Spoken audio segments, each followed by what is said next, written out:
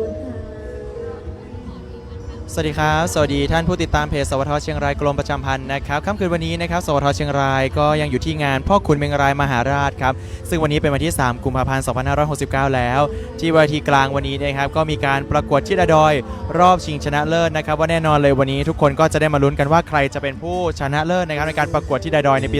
2569นะครับซึ่งตอนนี้มีผู้เข้ารอบจำนวน20ท่านด้วยกันนะครับเดี๋ยวสักครู่หนึ่งนะครับก็จะมีการประกวดนะครับให้เข้ารอบ15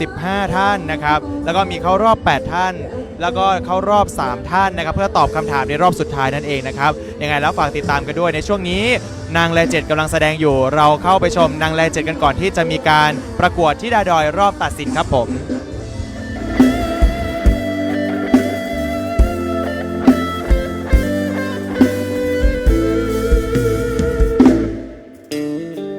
เขาบอกว่าคุณช่างอาภัพรัก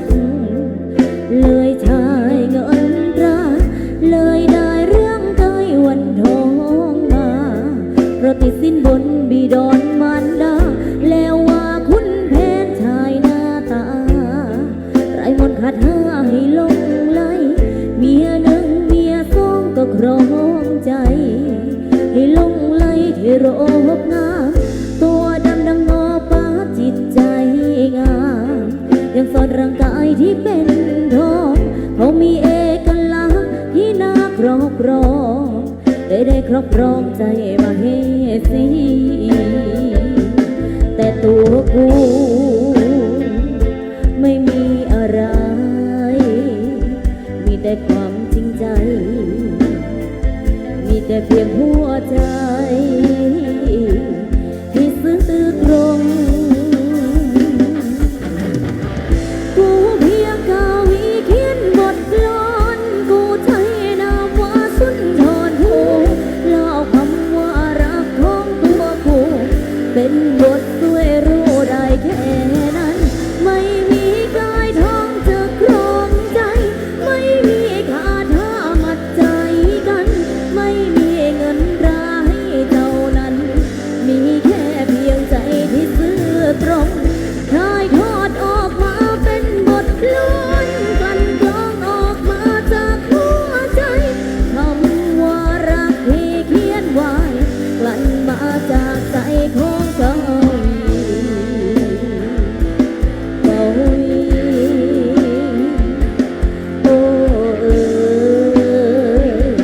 โอ้ความรัก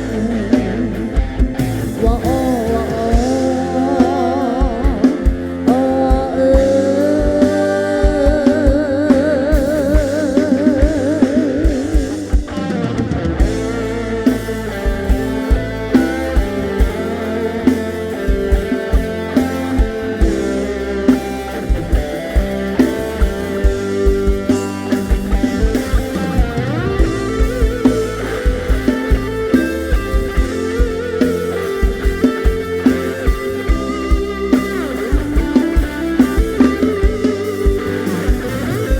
แต่ตัวกูไม่มีอะไร มีแต่ความจริงใจ มีแค่เพียงหัวใจที่ซื่อตรง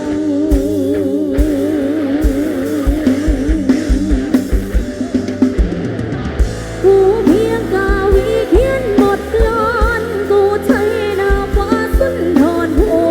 เล่าคำว่ารักของตัวกูเป็นบทสวยรู้ได้แค่นั้นไม่มีกายทองจะครองใจไม่มีคาถามัดใจ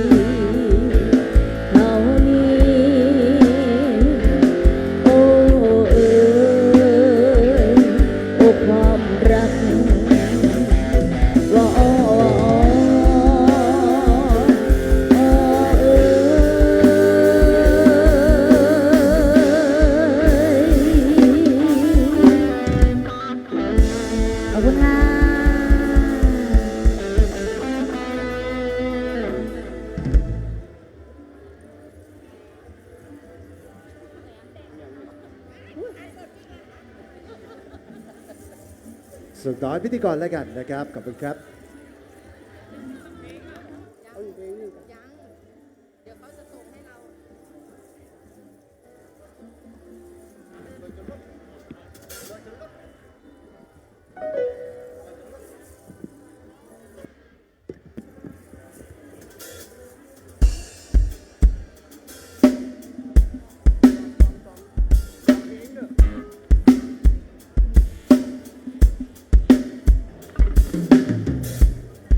สรุปผลการเพลงแล้วกันนะครับเราจะส่งต่อให้พิธีกรนะครับมาเป็นการสาวงามทุกท่านนะครับที่มาประกวดตัดสินในวันนี้นะครับผมแล้วก็กองเชียร์ทุกท่านที่น่ารักนะครับผม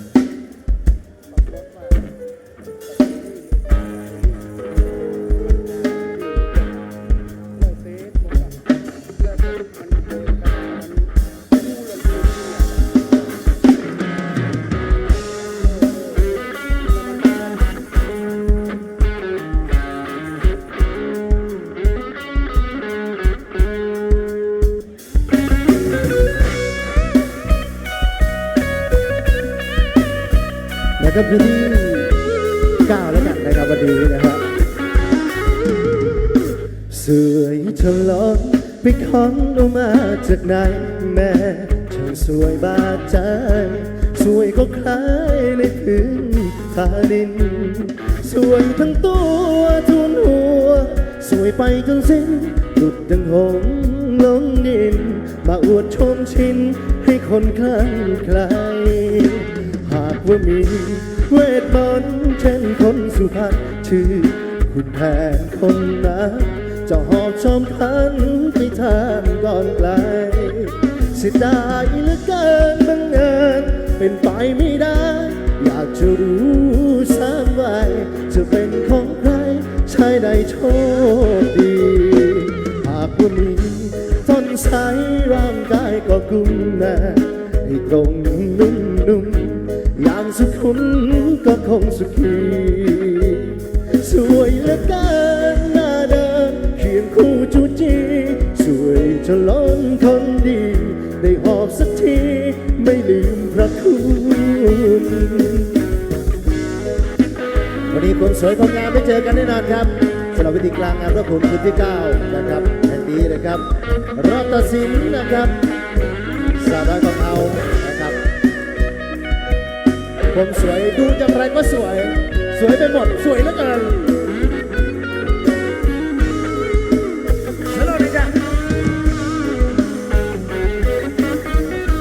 เชิญแต่เจ้าที่นั่งกันทางวิทยาสายนะครับสำหรับท่านที่เดินผ่านไปผ่านมานะฮะ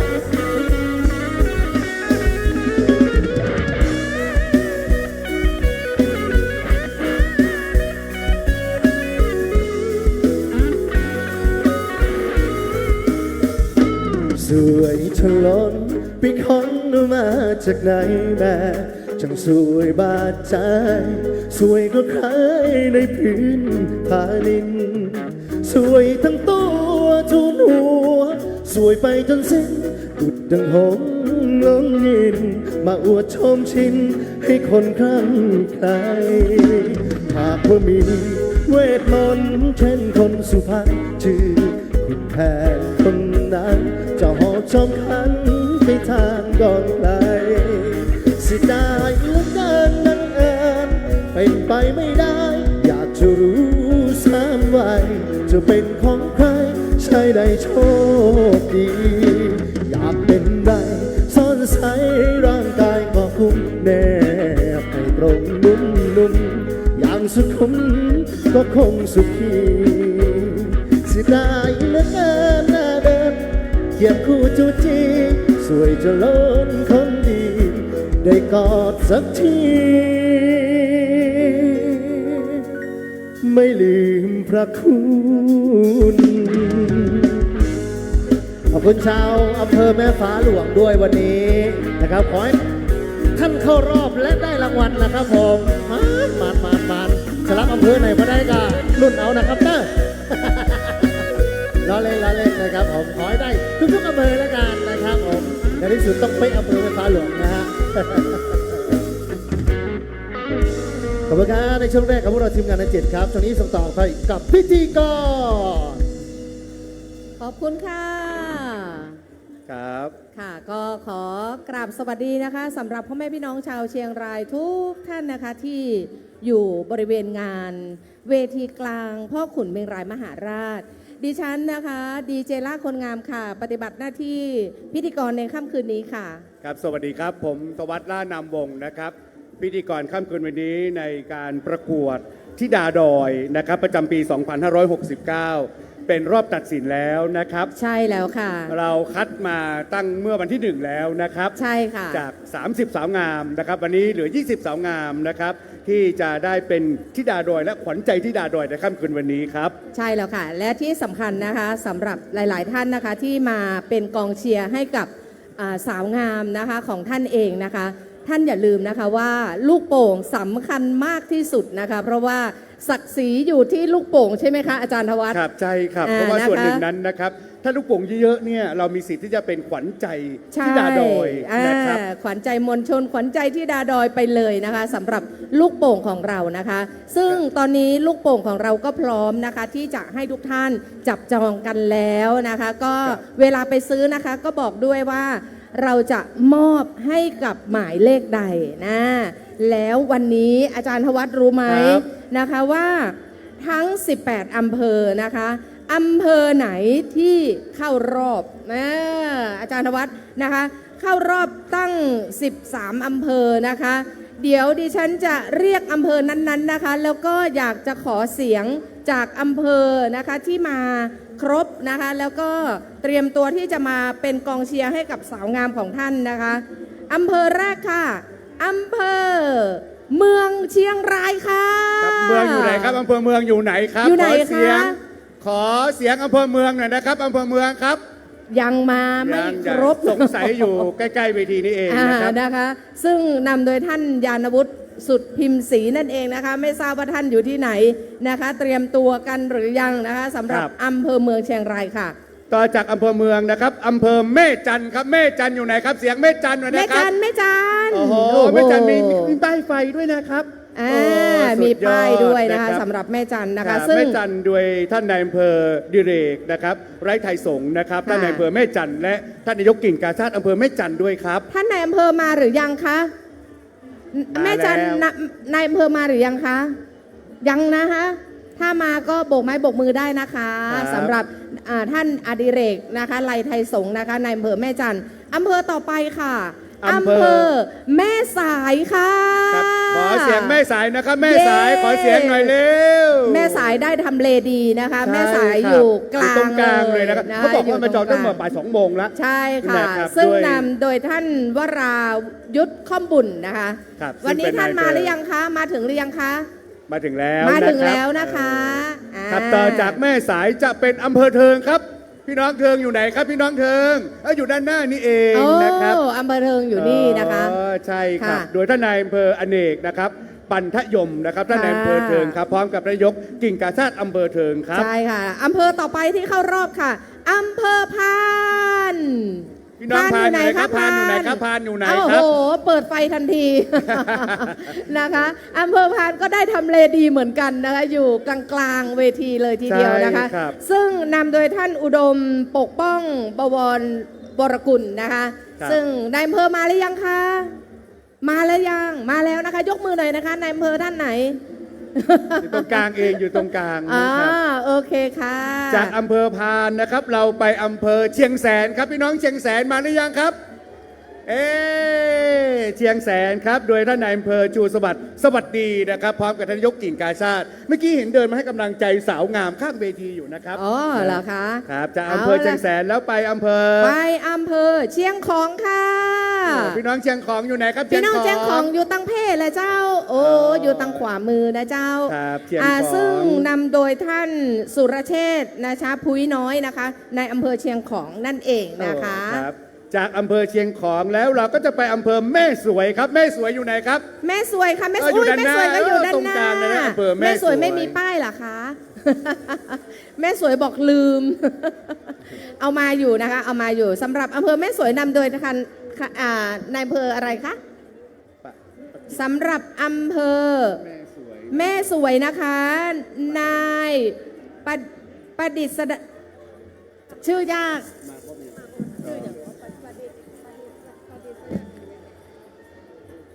ขออนุญาตนะครับได้อ่านยากนิดนึงนะท่านนายอำเภอนะครับ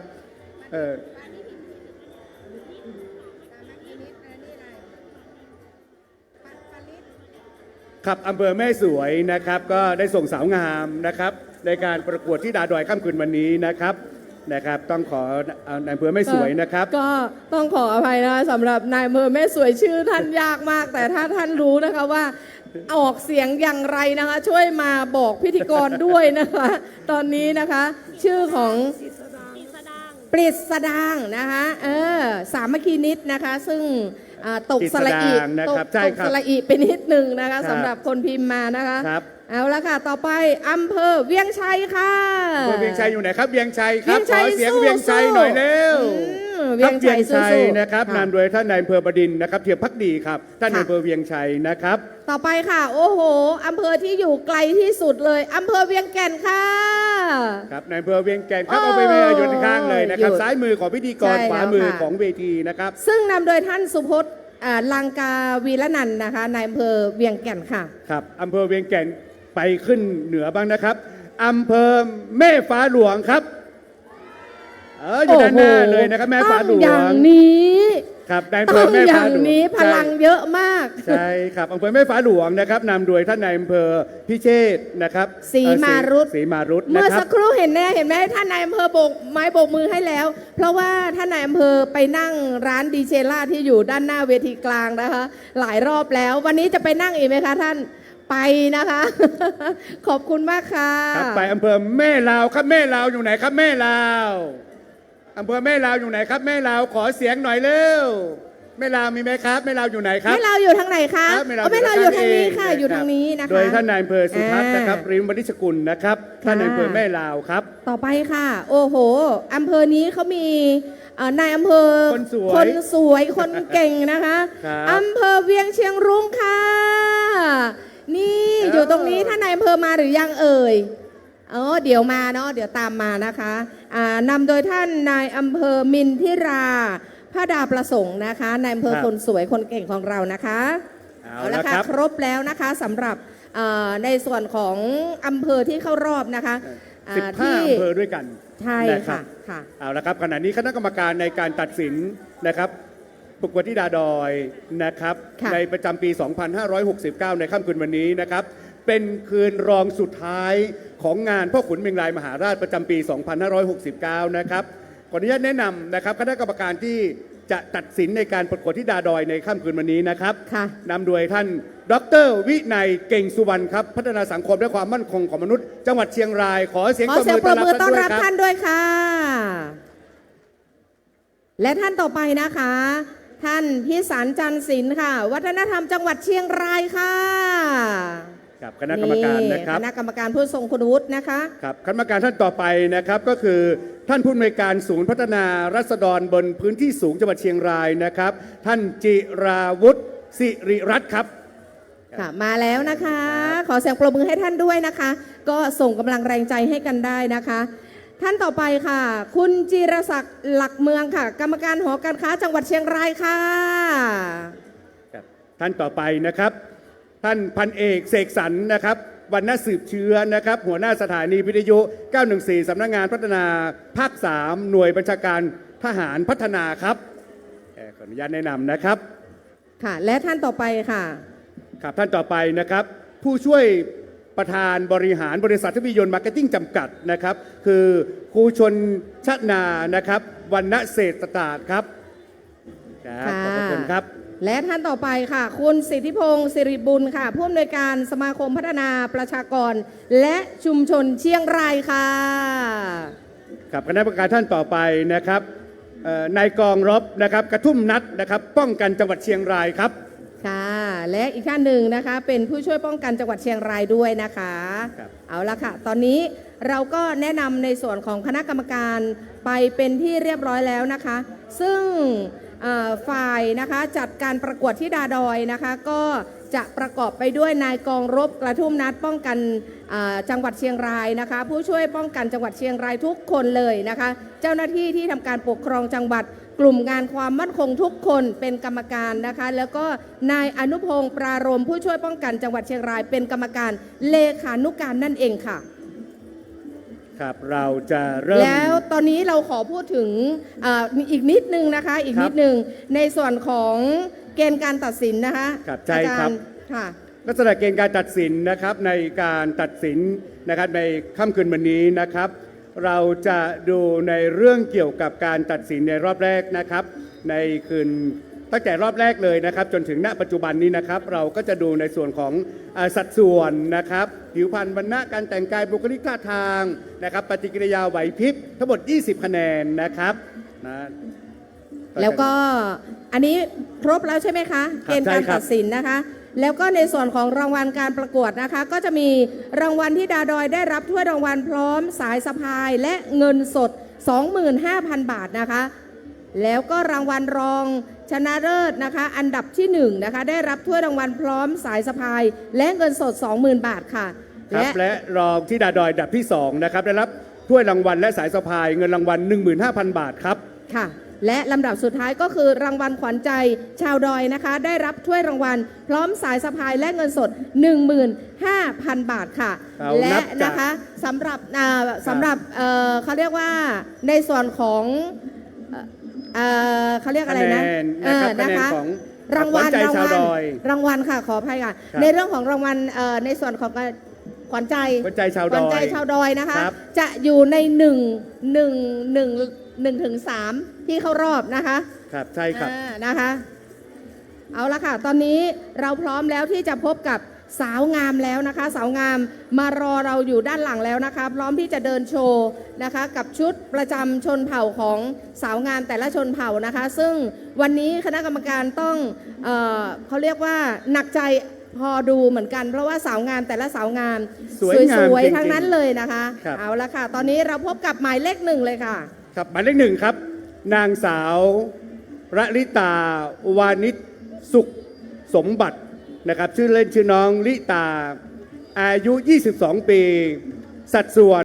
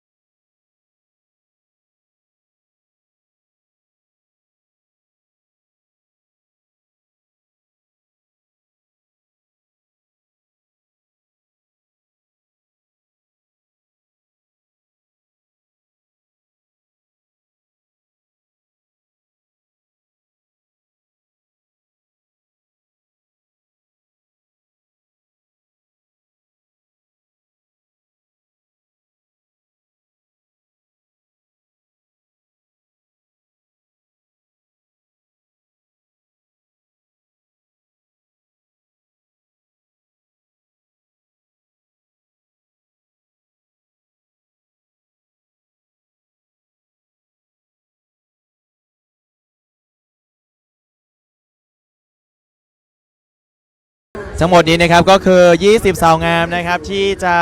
เข้ารอบนะครับในวันนี้นะครับหากใครที่เชียร์ท่านไหนนะครับพิมพ์กันเข้ามาได้เลยนะครับที่เพจสวทเชียงรายกรมประชาสัมพันธ์ของเรานะครับเบอร์ 1เมื่อสักครู่นี้นะครับน้องลลิตาวานิชสุขสมบัตินะครับหรือว่าน้องลิตานั่นเองนะครับเป็นชนเผ่าล้วนะครับจากอำเภอเชียงแสนนะครับพิมพ์มาได้เลยนะครับเชียร์น้องลิตาเบอร์ 1นะครับเบอร์ 4นะครับน้องกัลยาแซ่หารหรือว่าน้องแป้งนั่นเองแต่งมาเป็นชนเผ่ามงนะครับจากอำเภอเทิงนะครับน้องไอริสาเบอร์6นะครับสิริไอริสาสิริพัทราวานิชนะครับน้องริสานั่นเองนะครับเป็นชนเผ่าลีซอร์จากอำเภอเวียงชัยนะครับเบอร์ 9นะครับปันทิตาอยู่ลือนะครับเป็นชนเผ่าอาคาจากอำเภอแม่ฟ้าหลวงครับผมหมายเลข 11ครับผมทิติชยานะครับแซ่ย่างนะครับหรือว่าน้องยาเป็นชนเผ่ามงนะครับจากอำเภอแม่จันนะครับพิมพ์มาได้เลยครับเบอร์ 13ครับน้องธิดานะครับหรือว่าน้องเดลนั่นเองนะครับเป็นชนเผ่าลีซูนะครับจากแม่จันเช่นกันเลยครับผม14นะครับน้องนาตยานะครับหรือว่าน้องยาย่านั่นเองนะครับจากชนเผ่าอาคานะครับจากอำเภอแม่สายครับผมเบอร์ 15นะครับสุภานันท์นะครับหรือว่าน้องแพรนะครับจากอำเภอเวียงแก่นนะครับ19นะครับนางสาวซินหลี่นะครับหรือว่าน้องซินนะครับเชียร์น้องซินพิมพ์มาได้เลยนะครับอำเภอเชียงแสนนั่นเองเบอร์ 22ครับน้องมีนนะครับจากอิวเมียนครับผมจากอำเภอเวียงแก่นนะครับหมายเลข 23ชิตินันนะครับหรือว่าน้องซันนี่นะครับจากอำเภอเทิงนะครับน้องกัลยานัทนะครับหรือว่าน้องโฟโมสนั่นเองนะครับจากแต่งเป็นจีนยุนนานนะครับจากอำเภอเวียงเชียงรุ้งครับผมลำดับต่อไปนะครับที่เข้าประกวดในครั้งนี้นะครับน้องสโรชาหรือว่าน้องน้ำตาลนั่นเองนะครับเบอร์ 25ครับผมจากอำเภอเมืองครับผมเบอร์ 26น้องจินตนาหรือว่าน้องแพรวานะครับจีนยุนนานเช่นกันเลยจากอำเภอแม่ลาวครับผมเรือนระพีหรือว่าน้องเฟรนช์ฟรายนะครับแต่งมาเป็นไตหยานะครับผมจากอำเภอพานครับผมน้องนัทมนนะครับหรือว่าน้องแตงโมไทยลือครับผมจากอำเภอเมืองเช่นกันเบอร์ 29ครับเบอร์ 30น้องไอซานะครับหรือว่าไอซ่านั่นเองนะครับไทยใหญ่ของเรานั่นเองเบอร์ 30จากแม่สายครับผมน้องพรธิดานะครับหรือว่าน้องดานั่นเองแต่งมาเป็นมงนะครับอำเภอเชียงของเบอร์ 33ครับเบอร์ 33เบอร์ 34ครับผมปริยากรหรือว่าน้องแพมนะครับเป็นสาวไทยลื้อนะครับจากอำเภอแม่สวยแล้วก็น้องณภาพรนะครับหรือน้องมินะครับผมเบอร์ 35นั่นเองนะครับจากลีซูอำเภอแม่ฟ้าหลวงครับเชียร์ท่านไหนพิมพ์มาเลยนะครับตอนนี้ใครเป็นกำลังใจให้กับน้องๆคนไหนพิมพ์กันเข้ามาได้นะครับเพื่อเป็นกำลังใจให้กับน้องๆนะครับครั้งนี้ก็เป็นการประกวดอย่างเข้มข้นเลยคณะกรรมการก็ถือว่าหนักใจมากๆเลยนะครับหลังจากนี้นะครับก็จะเป็นการประกวดนะครับเข้ารอบ15คนสุดท้ายนะครับครับผมนี่มีคนพิมพ์มาว่าเชียร์เบอร์ 6น้องริสานะครับเบอร์ 23เทิงนะครับเชียร์นะครับแม่ฟ้าหลวงนะครับน้องสตางค์นะเบอร์ 9น้องมินะครับเบอร์ 35เนาะเบอร์ 4นะน้องแป้งนะครับ28น้องเฟรนช์ฟรายนะสาวไตหยาเมืองพานนะ25น้องน้ำตาลนะเบอร์ 6น้องลิสานะนี่น้องแป้งมาเยอะเลยนะครับเบอร์ 15น้องแปรนะครับ33แม่สวยเวียงป่าเป้านะครับ15น้องแพรสู้ๆนะครับ24น้องโฟโมสนะสาวเมืองพานก็เยอะเช่นกันเลยนะเชียร์เบอร์ 4ใช่ไหมครับนี่เชียร์เบอร์ 4นะครับเบอร์ 4น้องกัลยานะครับหรือว่าน้องแป้งนั่นเองนะครับเบอร์ 33เชียงของนี่เลยครับผมอ่านชื่อคนคอมเมนต์ด้วยหรอกอ่านชื่อคนคอมเมนต์ด้วย ใครที่คอมเมนต์มาอยู่นะครับก็สามารถคอมเมนต์เข้ามาได้นะครับว่าเชียร์ท่านไหนอยู่นะครับตอนนี้ก็เดี๋ยวจะเข้ารอบนะครับ15คนสุดท้ายนะครับหากใครที่รับชมอยู่พิมพ์กันเข้ามาได้เลยนะครับเพื่อเป็นแรงใจให้กับน้องๆนะครับผมคุณนิชาพรบอกว่าประชาราษฎร์เหรอครับประชาราษฎร์นี่ใครเอ่ยเดี๋ยวลองหาแป๊บหนึ่งนะฮะประชาราษฎร์พิมพ์ชื่อกันเข้ามาได้นะครับเบอร์ 33นะคุณจ้าโอนะ24เชียงรุงนะครับ33คนน้องดานะครับนี่คุณออนแอนบอกว่า25น้องน้ำตาลนะน้ำตาลมีคนเชียร์เยอะเช่นกันเลยนะฮะตอนนี้ก็มีการมอบเขาเรียกว่ากำลังใจผ่านกับแบบว่าบอลลูนหรือว่าลูกโป่งเรานี่เองนะครับหากใครที่ได้รับลูกโป่งเยอะที่สุดนะครับก็จะได้รางวัลขวัญใจชาวดอยนะฮะอำเภอแม่ฟ้าหลวงสวยงามมากเลยนะครับนี่ ซึ่งแม้ฟ้าหลวงส่งเข้าประกวดก็คือเบอร์ 9 นะครับ คุณปัญชิตาหรือว่าน้องสตางค์นั่นเองเนาะ ใส่ชุดชนเผ่ามาด้วยนะคะ25 เชียงรายเหรอครับเบอร์ 25 เบอร์ 25 คือน้องสโรชาน้องน้ำตาลนั่นเองนะฮะจากอำเภอเมืองนะครับ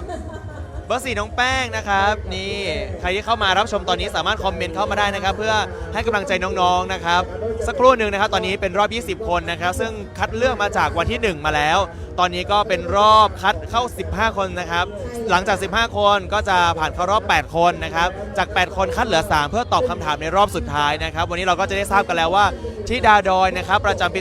2569 เนี่ยนะครับเป็นท่านไหนกันนะครับจะเป็นอำเภอไหนเบอร์ไหนนะฝากเชียร์กันด้วยนะครับ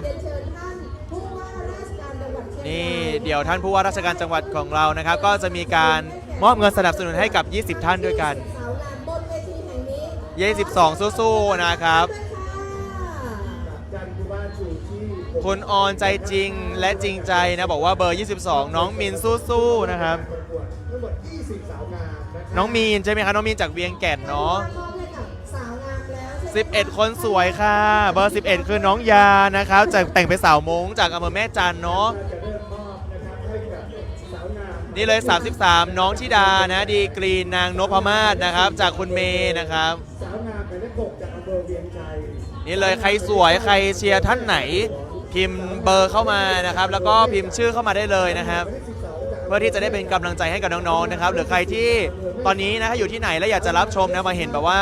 ความสวยของน้องๆจริงๆนะครับมากันได้เลยนะครับที่เวทีกลางของงานพ่อขุนเมงรายมหาราชนะครับสาวงามหมายเลข22นะคะจากอำเภอเวียงแก่นนะคะคุณฝ้ายบอกว่า 24 เชียงรุงนะครับสวยเหมือนในอำเภอเลยนะครับซึ่งเขาบอกว่าเป็นในอำเภอท่านเดียวนะที่เป็นผู้หญิงแล้วก็เป็นผู้หญิงที่สวยแล้วก็เก่งด้วยนะฮะสำหรับในอำเภอเวียงเชียงรุงนะครับ อำเภอแม่ลาวสาวงามหมายเลข 27 จากอำเภอพานสาวงามหมายเลข 29 อำเภอเมืองเชียงราย สวยทุกคนเลยใช่เลยครับยังไงแล้วฝากเป็นกำลังใจให้น้องๆด้วยนะครับตอนนี้ก็เป็นพิธีในการมอบนะครับเงินสนับสนุนนะครับให้กับสาวงานทุกท่านเลยจากผู้ว่าราชการจังหวัดเชียงรายนั่นเองครับ สาวงามหมายเลข 35 อำเภอแม่ฟ้า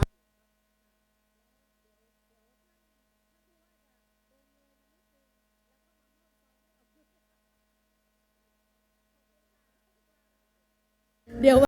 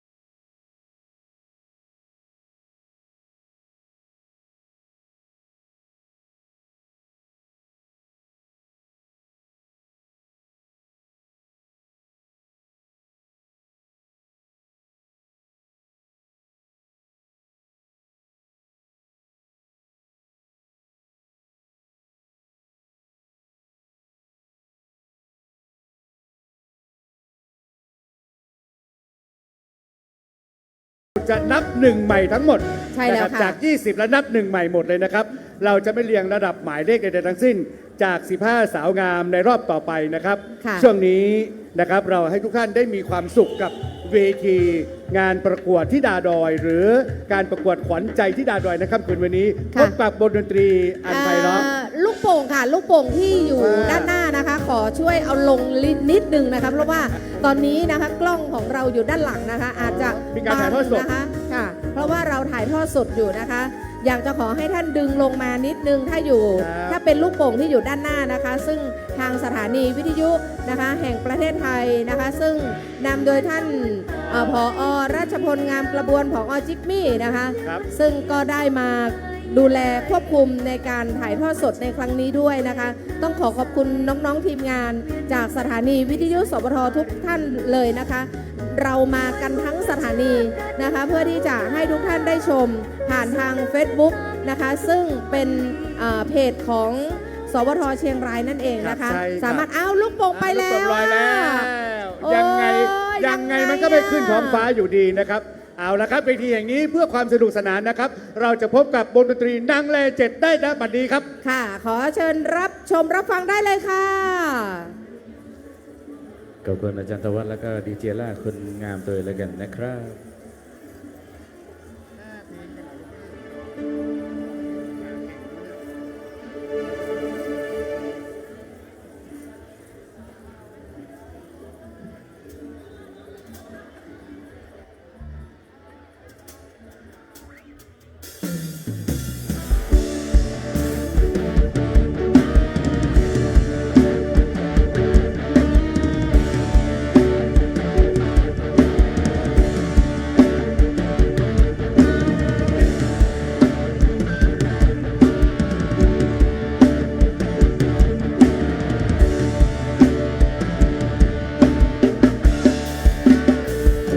พี่อยู่ที่ไหน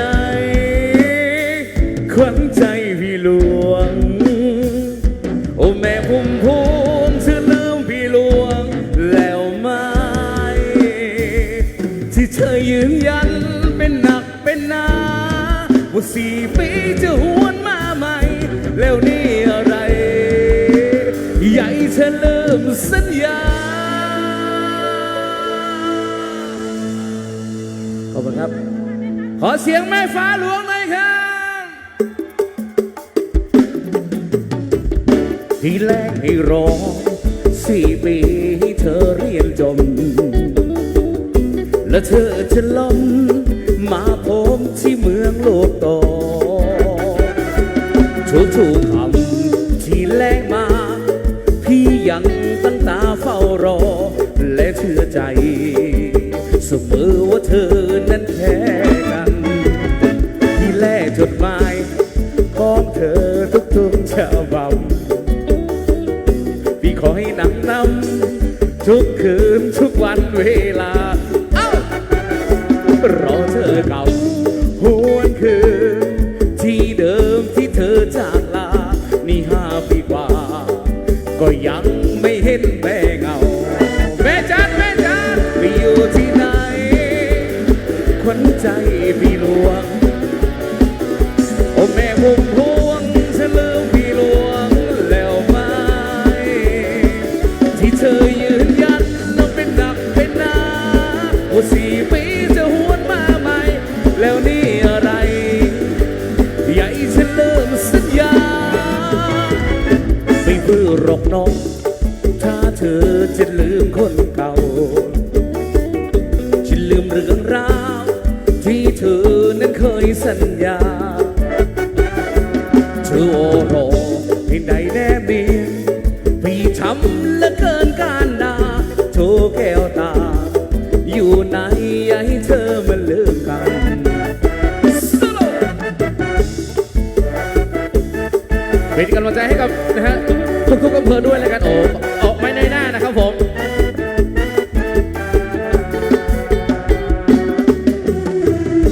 ขอบคุณอำเภอเชียงของแล้วก็อำเภอแม่ฟ้าหลวงด้วยนะครับขอเสียงแม่ฟ้าหลวงหน่อยนะเชียงของพี่อยู่ที่ไหนขวัญใจพี่หลวง โอ้แม่พุ่มพวงเธอลืมพี่หลวงแล้วไหมที่เธอยืนยันแล้วเป็นหนักเป็นหนาว่า4 ปีจะหวนมาใหม่แล้วนี่อะไรใหญ่ฉันลืมสัญญาไม่เพื่อหรอกน้องถ้าเธอจะลืมคนเก่าฉันลืมเรื่องราวที่เธอนั้นเคยสัญญาเธอโอรอได้แนบเนียนพี่ช้ำเหลือเกินการจนาโทแก้วตาอยู่ไหนอย่าให้เธอมันลืมคำโทแก้วตาอยู่ไหนอย่าให้เธอถึงลืมกันเอามากันต่อครับ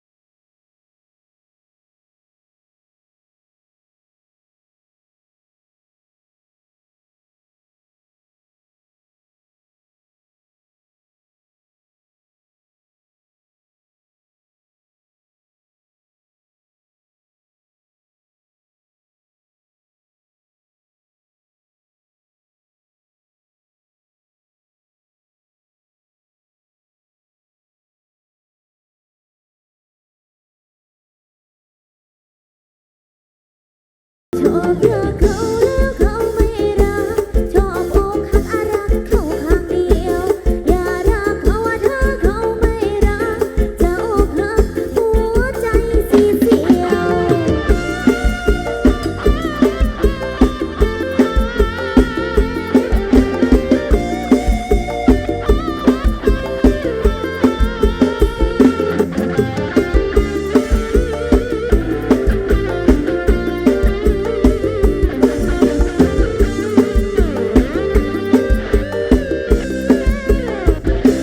จดจำไว้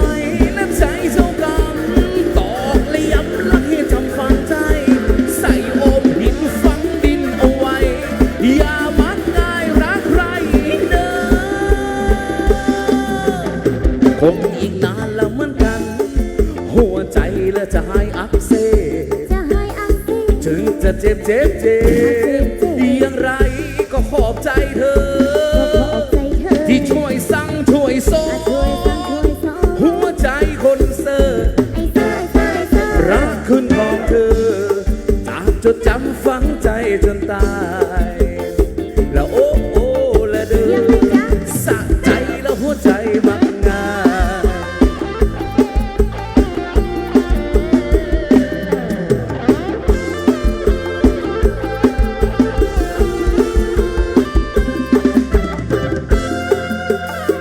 ขอบคุณครับ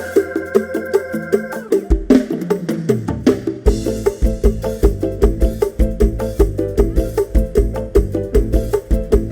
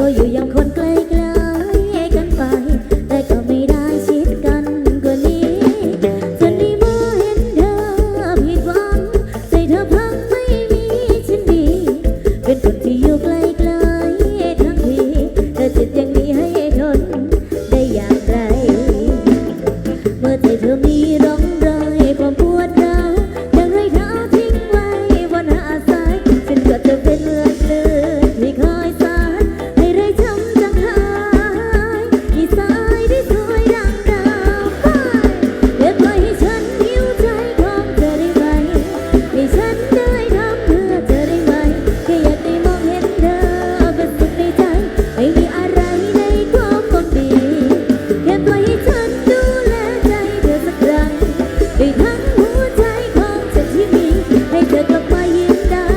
ฉันก็ยินดีได้ห่วงใยเธออย่างนี้นานๆแค่นั้นก็ดีใจอ่ะสู้ค่ะสู้ค่ะสู้ค่ะสู้ค่ะสู้ค่ะสู้ค่ะสู้ค่ะสู้ค่ะสู้ค่ะสู้ค่ะสู้ค่ะสู้ค่ะสู้ไม่ต้องทำอะไรเพื่อฉันให้เธอเพียงรักมันก็พอไม่เคยคาดหวังหรือตั้งใจรอ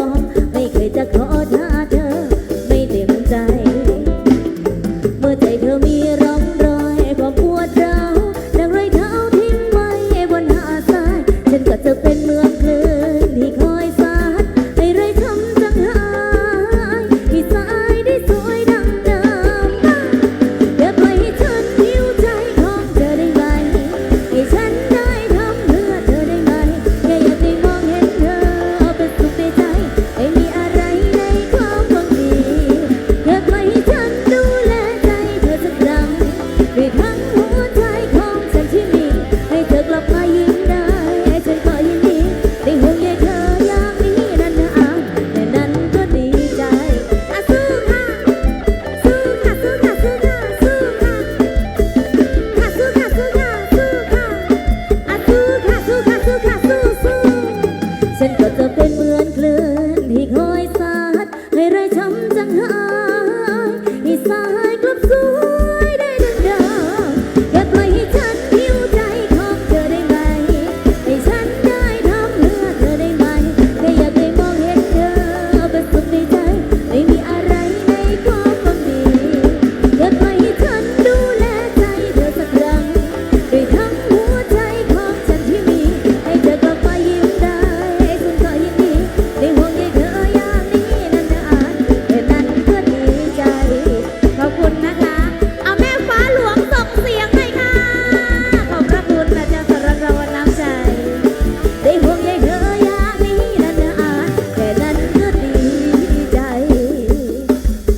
เป็นตัวอย่างที่ดีนะคะ สามารถลอกเลียนแบบกันได้เลย ประกาศครับ รถป้ายทะเบียนสีขาวรถโตโยต้าสีขาวครับ ป้ายทะเบียนขอไข่ต่อเต่า828เชียงราย ขอไข่ต่อเต่า828เชียงรายย้ายให้ด้วยนะครับ และรถฮอนด้าสีดำครับกอไก่ลอลิง9922เชียงรายกอไก่ลอลิง9922เชียงรายย้ายให้ด้วยนะครับ เดินนางเดินนางเดิน ประกาศครับแม่อุตสาเขื่อนเพชรครับผมอยู่ไหนครับมาหลังเวทีด้วยนะครับ แม่อุตสาเขื่อนเพชรนะครับมาหลังเวทีหน่อยนะครับผม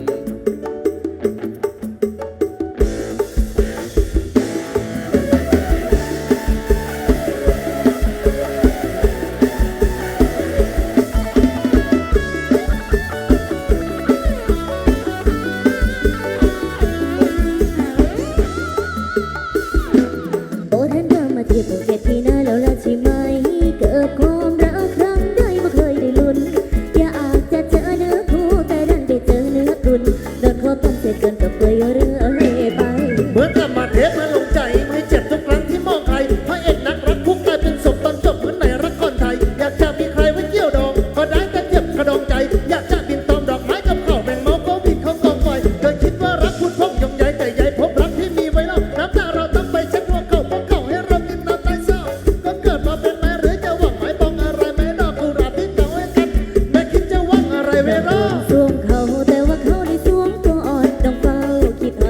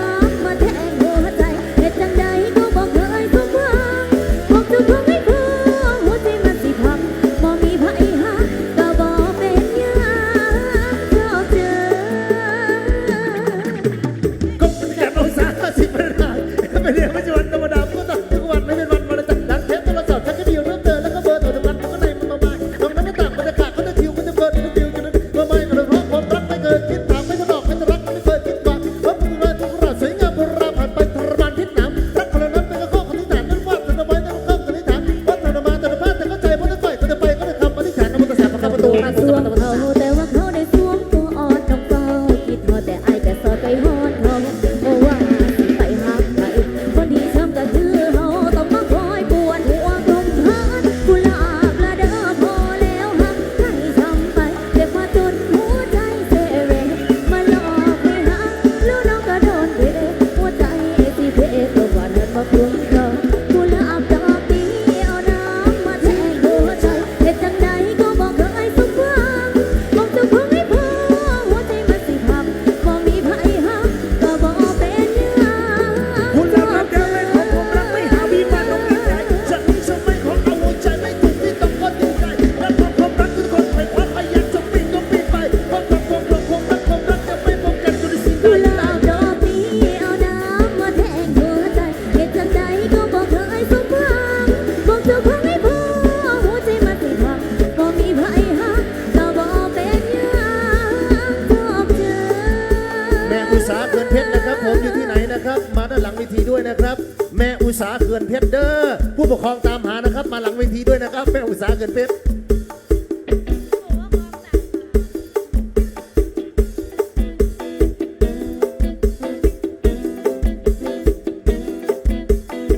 หลากหลายแนวสารพัดเปลี่ยนกันไปแล้วกันนะเจ้า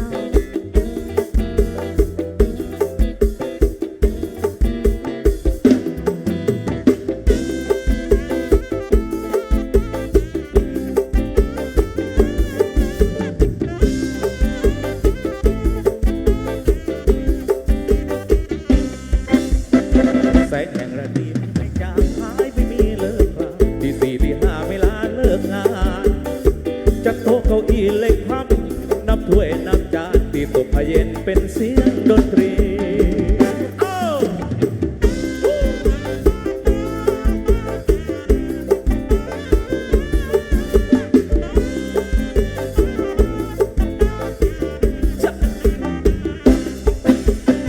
น้ำเปล่าโซดาเตรียมมาให้พร้อมน้อมรับคำสั่งสวยต้มมาวางน้ำพริกมาสิเชิญชี้เอาเลยนะครับ เมนูไม่มีกับข้าวดีๆแนะนำที่สูตรแม่ฟ้าหลวงอันต้มยำอกหักผัดผักแอบรักลงพอยิ่งนักแกงชืดหน้าบูดเอาผักบุ้งไฟสว่านผัดเผ็ดรังคุดอร่อยที่จอรอคอยทุกวันจะหลับตาลงก็คงบ่ายคล้อยรอคอยคำตอบจากคนที่ชอบอยู่ร้านนานๆจะย้ายมาอยู่ที่ร้านทำงานด้วยกันก็ต้มในฝันร้านชอบรอคอย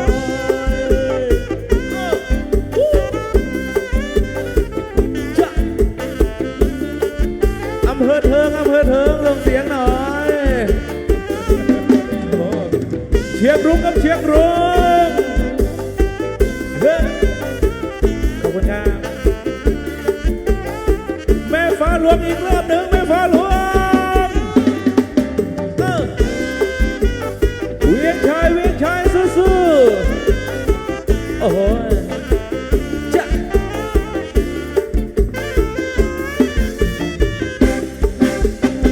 เอาต้มยำหมกหักผัดผักแอบรักลงคอยิ่งนักแกงจืดหน้าบูดผักบุ้งไฟสว่านผัดเผ็ดรังคุดอร่อยที่จอรอคอยทุกวันจะหลับตาลงก็คงบ่ายคล้อยรอคอยคำตอบจากคนที่ชอบอยู่ร้านนานๆจะย้ายมาอยู่ที่ร้านทำงานด้วยกันก็ต้มในฝันร้านจอบรอคอย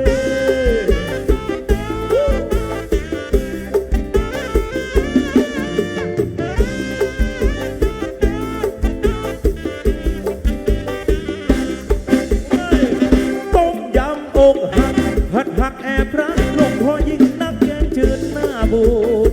ผักบุ้งไฟสว่านผัดเผ็ดรังคุดอร่อยที่จอรอคอยทุกวันต้มยำอกหักผัดผักแอบรักลงพอยิ่งนักแกงจืดหน้าบูดผักบุ้งไฟสว่านผัดเผ็ดรังคุดอร่อยที่จอรอคอยทุกวันจะหลับตาลงก็คงบ่ายคล้อยรอคอยคำตอบจากคนที่ชอบอยู่ร้านนานๆจะย้ายมาอยู่ที่ร้านทำงานด้วยกันพอต้มในฝันร้านจอรอคอยขอบพระคุณ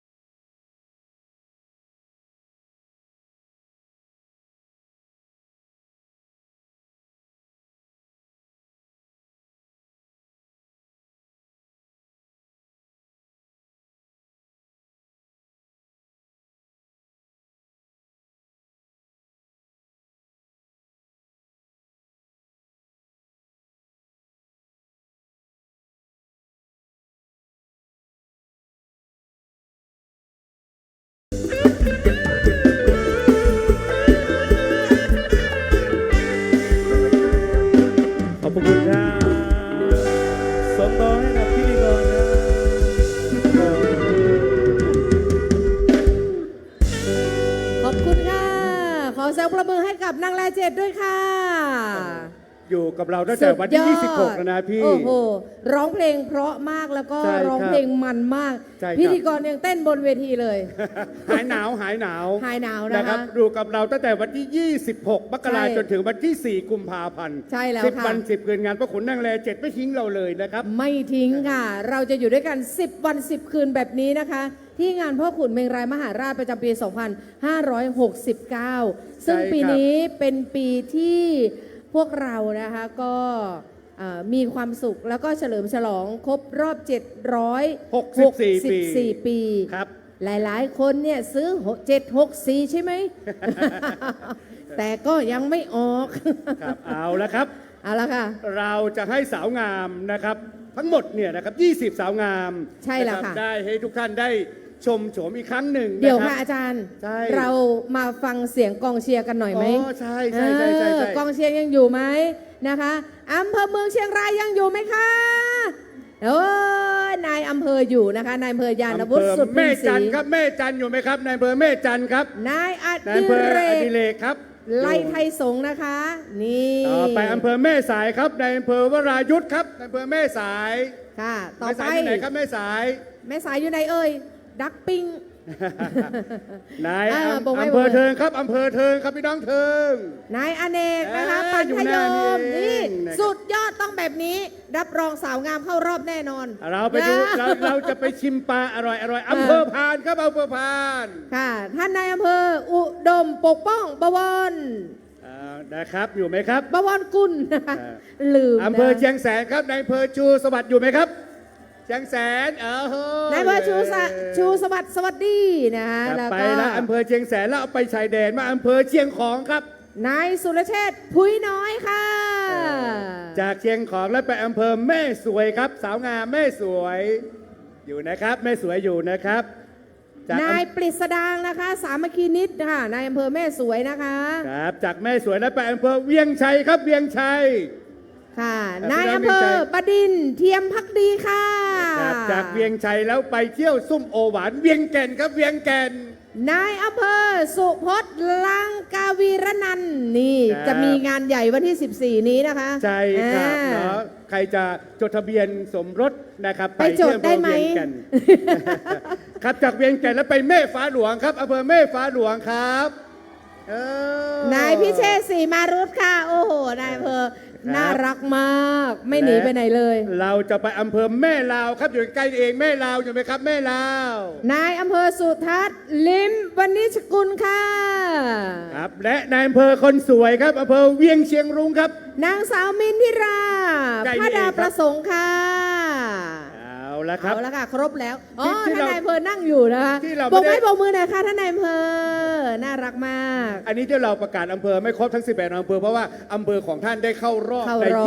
20 คน ใช่ สุด แล้ว ท้าย ค่ะ นี้นะครับ เอาละค่ะ ตอนนี้เราจะให้สาวงามเดินขึ้นบนเวทีแห่งนี้ ทั้งหมด แล้วยืนเรียงหน้ากระดานกันไปเลยนะคะ ฝั่งละ 10 สาวงามนะคะ ฝั่งซ้าย 10 สาวงาม ฝั่งขวา 10 สาวงาม แล้วเราจะมาประกาศผลเข้ารอบ 15 สาวงาม จะไม่เรียงตามระดับ ใช่ ห แล้ มา วย เล ค่ะ ขนะครับ ขอเสียงปรบมือดัง ๆ หน่อยค่ะ พบกับสาวงามทั้งหมด 20 สาวงามนะครับ หมายเลขหนึ่งนะครับนางสาวระดิตาวานิชกุลสุขสมบัตินะครับ จากอำเภอเชียงแสนส่งเข้าประกวดค่ะ ครับ ต่อไปค่ะ สาวงามหมายเลข4ครับนางสาวกัญญาแซ่หานนะครับ จากอำเภอเทิงส่งเข้าประกวดค่ะ พบกับสาวงามหมายเลข6ครับนางสาวไอลิสาสิริพัทราวานิชนะครับจากอำเภอเวียงชัยครับ จากอำเภอเวียงชัยส่งเข้าประกวดค่ะ ต่อไป หนูเดินไปทางโน้นเลยลูกต่อ นะคะ ไปหมายเลข9ครับนางสาวปัทธิตานะครับอยู่ลือครับ จากอำเภอแม่ฟ้าหลวงค่ะ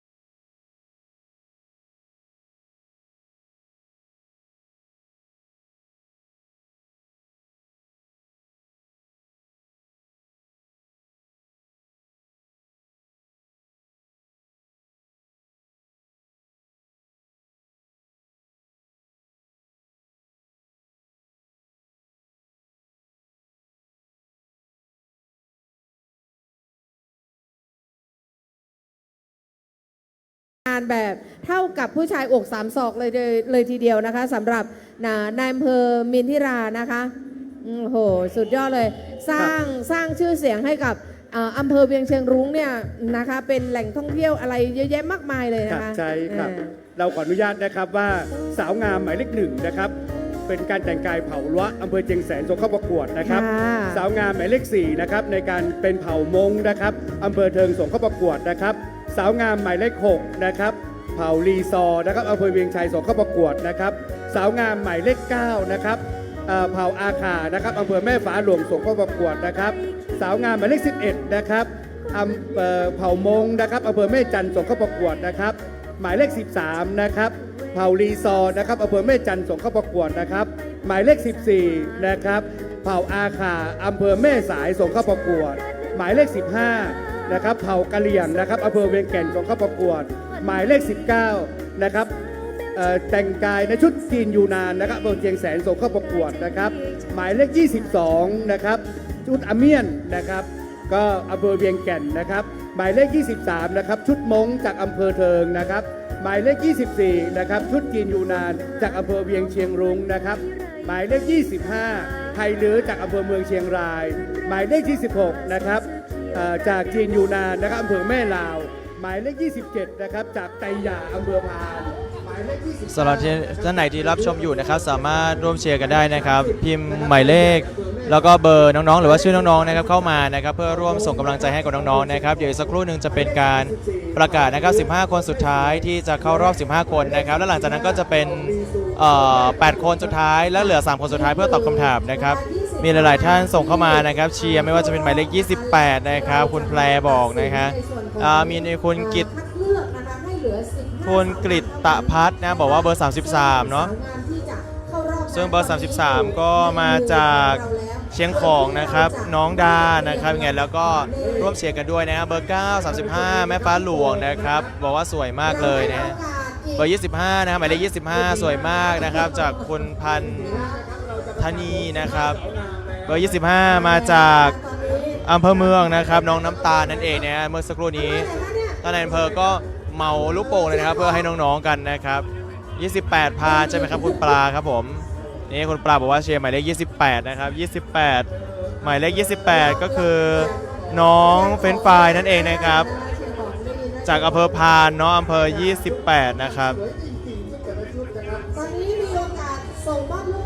24น้องโฟร์โมสเหรอครับคุณอุรานะครับเราลองทายกันเข้ามาดูนะครับว่าท่านไหนจะเข้า15คนสุดท้ายลองเคาะมาก็ได้ครับว่า15คนที่จะเข้าเดี๋ยวสักครู่นี้จะประกาศนะครับมีหมายเลขไหนบ้างนะครับเลยท่านไหนจะลองเคาะมาสัก1ใน3ก็ได้ครับลำดับที่1 2 3กันดูนะครับว่า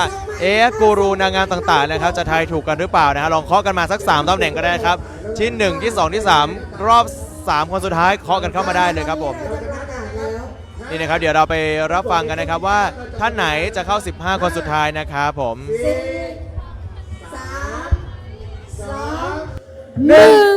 หยุดนะคะให้ลูกโป่งเลย ขออนุญาตประกาศสาวงาม15หมายเลขเอาแบบนี้นะคะอาจารย์ธวัฒน์นะคะอาจารย์ธวัฒน์เดี๋ยวเราจะประกาศรายชื่อที่เข้ารอบหมายเลขไหนที่เข้ารอบให้เดินไปข้างหน้า29นะครับ29นะคะสาวงามเข้าใจนะคะเอาละค่ะเรามาไกลเลยนะครับสาวงามหมายเลขแรกนะคะหมายเลขได้แก่หมายเลข15ครับนางสาวสุภานันท์สิริวราพรจากอำเภอเวียงแก่นครับ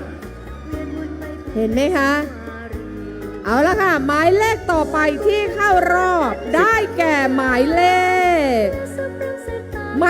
9ค่ะนางสาวปันธิตาอยู่ลืออำเภอแม่ฟ้าหลวงค่ะได้2หมายเลขแล้วนะครับ15สาวงามนะครับจาก20สาวงามเหลือ15สาวงามที่เข้ารอบนะครับท่านที่3ได้แก่หมายเลข23ครับนางสาวทิตินันท์แซ่ย่างจากอำเภอเทิงครับและสาวงามที่เข้ารอบท่านต่อไปได้แก่สาวงามหมายเลข28ค่ะนางสาวเรือนละพียอดเรือนแก้วอำเภอพานส่งเข้าประกวดค่ะพี่น้องเมืองพานอยู่ไหนครับพี่น้องเมืองพานอยู่ไหนครับขอเสียงหน่อยเร็ว นะครับสาวงามต่อไปนะครับที่เข้ารอบ 15 คนนะครับได้แก่สาวงามหมายเลข 35 ครับนางสาวนภาพรแซ่ป่าจากอำเภอแม่ฟ้าหลวง โอ้ ครับ โห แม่ฟ้าหลวงเข้ารอบทั้งสองเลย สาวงามต่อ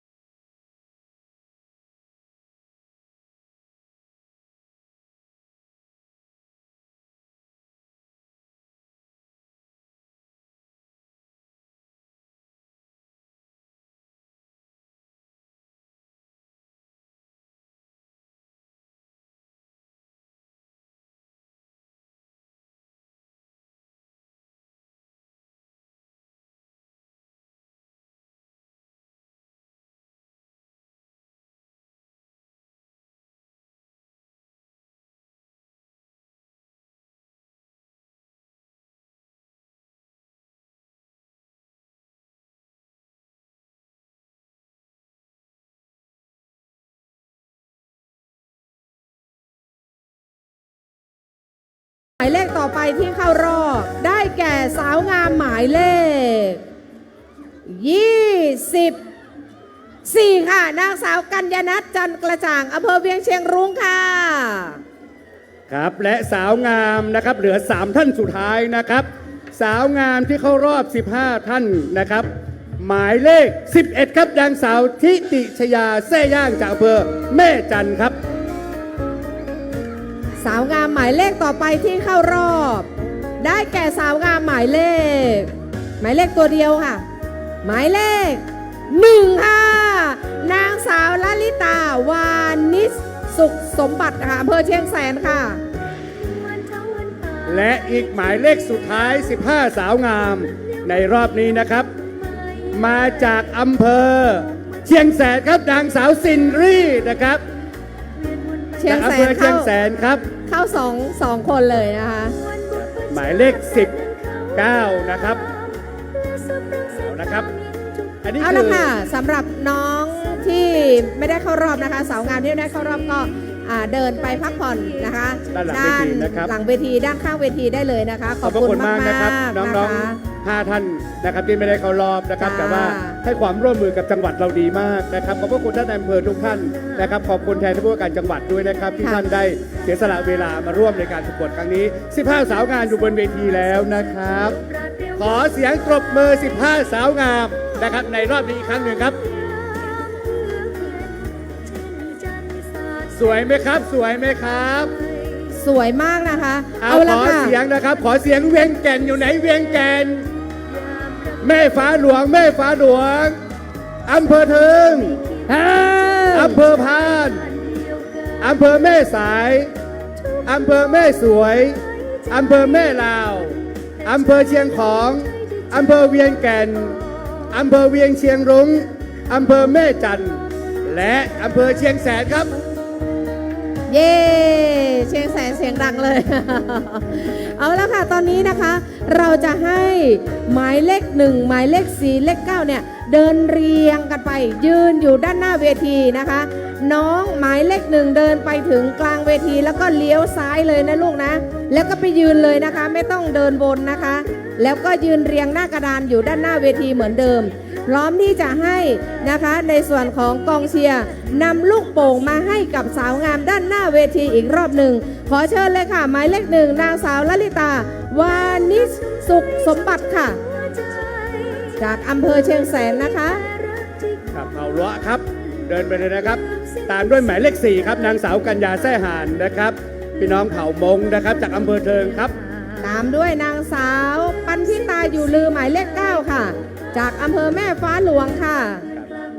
ตามด้วยหมายเลข 11 ครับนางสาวทิจิชยาแซ่ย่างนะครับจากอำเภอแม่จันทร์ครับ ค่ะและตามด้วยนางสาวสุภานันท์สิริวรพรนะคะหมายเลข 15 อำเภอเวียงแก่นค่ะ ต ตามด้วยหมายเลข 19 นะครับ นางสาวสินสรีนะครับ น้องซินครับ จากอำเภอเชียงแสนครับ และตามด้วยนางสาวพนิษฐ์นันท์ฟุ้งอุดมโชค จากอำเภอเวียงแก่นหมายเลข 22 ค่ะ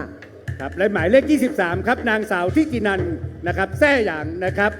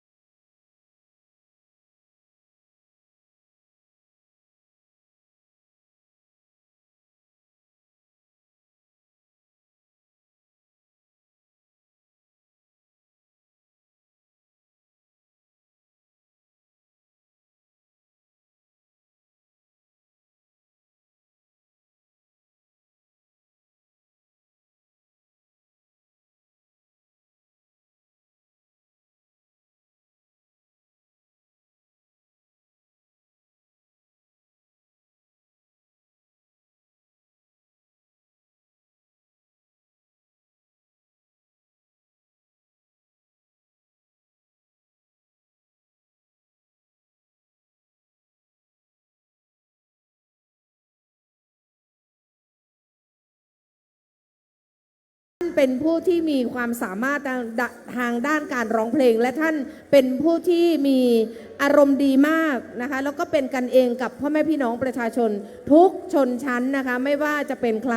ท่านผู้ว่าสามารถที่จะเข้าหาได้หมดเลยประทับใจจริงๆสำหรับท่านผู้ว่าชูชีพพงษ์ชัย เอาอย่างนี้พี่ครับหมายความว่าท่านเรียนเชิญท่านผู้ว่าขึ้นร้องเพลงแล้ว ใช่ เนี่ย แล้ว ด้านในเวทีทั้งหมดจะไม่ให้ว่างเลย เราจะไม่ให้เวทีว่างเลยนะครับด้านหน้า เดี๋ยวนะคะ เดี๋ยวใครอยากเป็นกองเชียร์ท่านผู้ว่ายกมือ โอ้โหผู้ว่าค่ะแฟนคลับเยอะค่ะ ขอบคุณค่ะ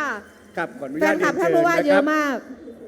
เดี๋ยวหน้าเวทีอย่าให้ว่างเลยนะครับ เราทุกพื้นที่ ขอเสียงปรบมือให้กับท่านผู้ว่าอีกครั้งหนึ่งค่ะ แล้วอย่าลืมนะคะออกมาเต้นด้านหน้าเวทีได้เลยนะคะ ไม่ต้องเกรงใจคณะกรรมการนะคะคณะกรรมการจะนั่งดู ใช่ไหมคะ เอาละครับยกเวทีให้ท่านผู้ว่าการจังหวัดเชียงราย เชิญเลยค่ะ ขอบคุณมากนะครับ ขอเสียงปรบมือให้พิธีกรคนเก่งของเราอาจารย์ธวัฒน์และ ครับ ดีเจล่าด้วยครับ ขอบพระคุณครับขอบพระคุณมากค ข รั อบ เสียงปรบมือให้กรรมการผู้ทรงคุณวุฒิทุกท่านด้วยนะครับท่านรองประเสริฐจิตปีชีพก็ยังอยู่กับเราป้องกันนะขอเสียงปรบมือให้มดงานนะครับที่ทำงานพวกเราทีมงานห้องป้องกันทีมการปกครองจังหวัดนะครับเขาจ้างมาขั้นรายการเหมือนเดิม ขอบคุณท่านในอำเภอทุกท่าน ฝากให้กองเชียร์นะครับลุ้นไปด้วยนะครับลุ้นไปด้วยกับทุกอำเภอเลยนะครับมาม่วนจอยกันนะครับ เสียงไม่ดีเท่าในใสนะครับเชิญผู้ช่วยป้องกันน้องต้นด้วยน้องต้นน้องกกครับเลขาน้องกกนะครับใครร้องได้ใครเต้นได้เสมียนตาก็ยังอยู่เทียมงานเสมียนตาจังหวัดและเสมียนตาทุกอำเภออยู่ไหน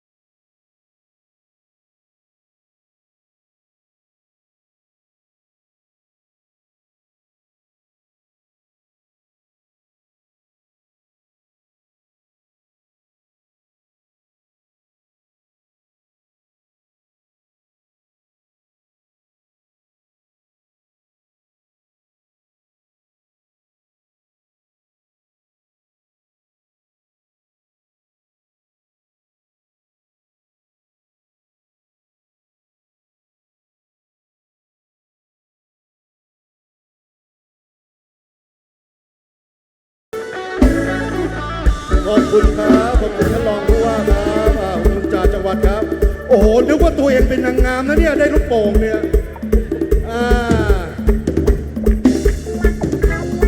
ขอบคุณครับท่านในอำเภอเชียงแสงนะครับเป็นกำลังใจให้กองเชียร์และเทพธิดาดอยทุกท่านนะครับ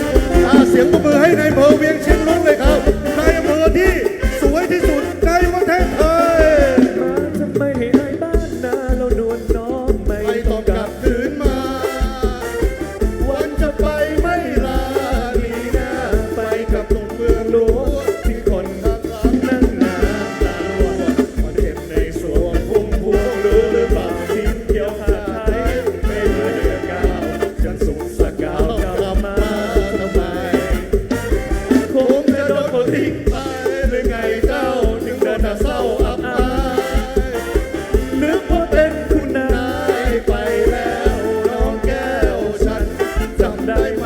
เป็นคุณนายวันช่างน่าสงสารเสียทีก็ไหลมาโอ้ยทำเป็นเศร้าให้เราเข้าใจน้ำตาที่ไหลใครก็รู้ดีไปหาคนหน้าดีกว่าคนสวยถ้าคนร่ำรวยก็อาจจะมีที่นี้ไม่มีความหมายคืนอยู่ไปจะเป็นของฟรีเข้าใจสุดซึ้งไม่คิดถึงดีขอให้โชคโทษทีนะพี่ไม่ว่า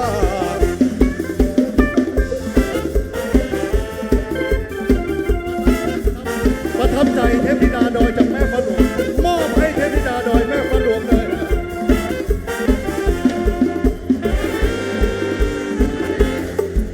ใครเคยไปอยู่สุพรรณบุรีเหมือนผมมั้งนะครับ เคยไปทำงานที่สุพรรณบุรี2 ปีครึ่ง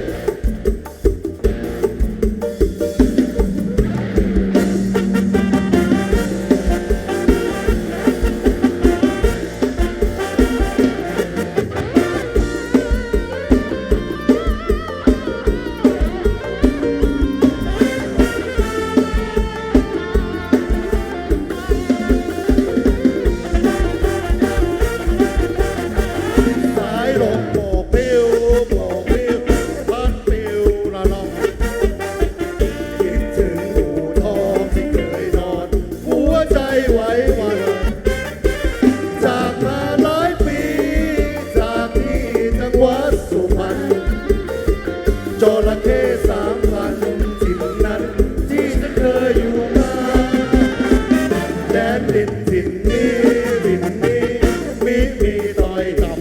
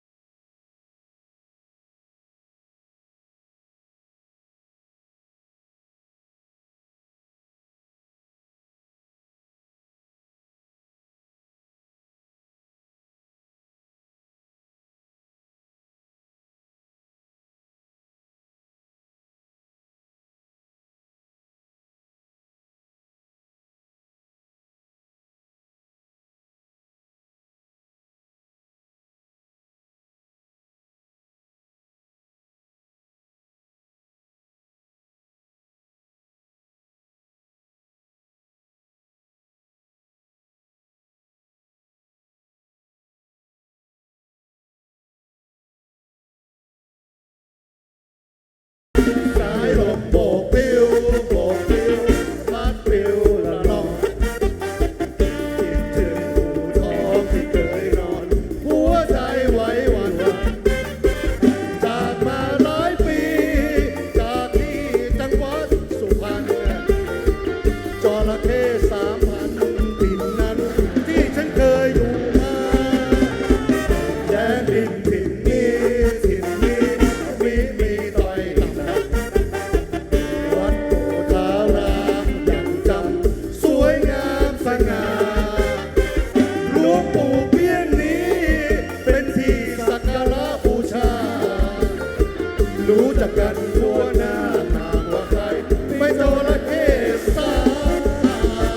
วัดโพธารามยังจำมองเห็นตอนเด็กวิ่งเล่นร่มเย็น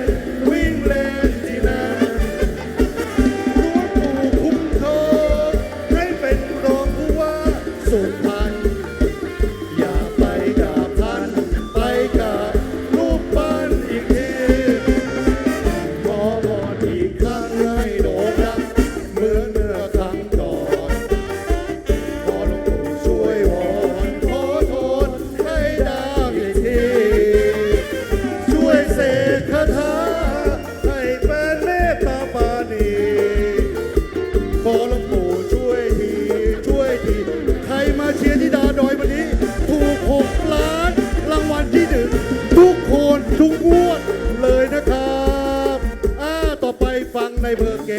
ให้กำลังใจชาติพันธุ์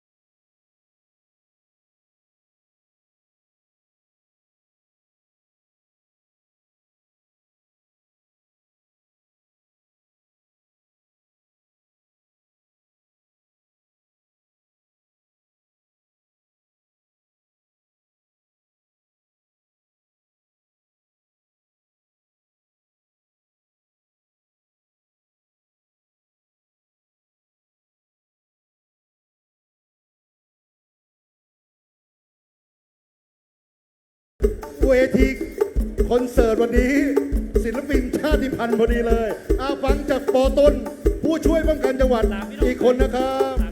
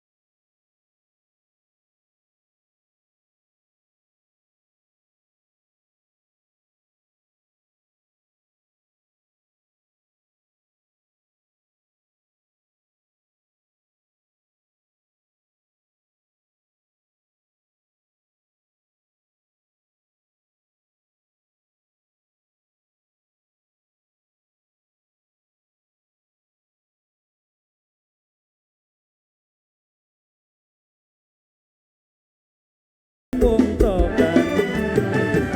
มันแลน้องอย่าไปกระจองกันนะดาวยังไงน้องอย่าไปกระจองกันแน่อย่าไปมีจ้องลงตาตะกี้ไม่เจอมามันแลน้องอย่าไปกระจองกันนะกามยังไงน้องอย่าไปมีจ้องกันแน่อย่าไปมีจ้องลงมองตะกี้ไหนเจอมาแลระวังย่ำตีนกันนะครับไปบ้านเฮ้ยเฮ้ย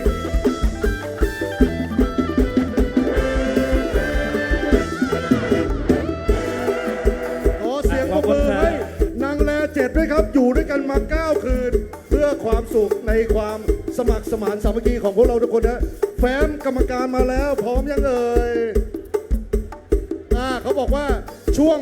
ประมวลผลนาทีสุดท้ายอีก1 เพลงนะครับ โอเคครับ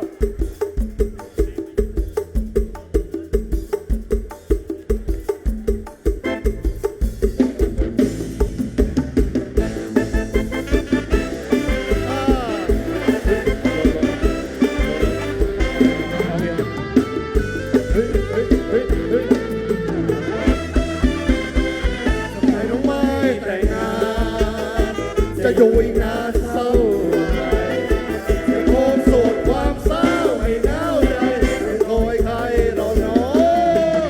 เพื่อเดียวก็แก่เกินกาลเมื่อเราต้องการคนรอให้เจ้าหน้าเมียงอนและร้ายตาเดี๋ยววัยชราย่อนยานแต่งงานเถอะน้องอย่ามัวแต่มองข้ามเดี๋ยวใจไปยมมาบาลไม่สงสารลงขึ้นสวรรค์เลยน้องทำไมน้องไม่แต่งงานหรือน้องต้องการคนหล่อรูปร่างของพี่ก็ดีพอนาเถิดน้องมาแต่งงานกัน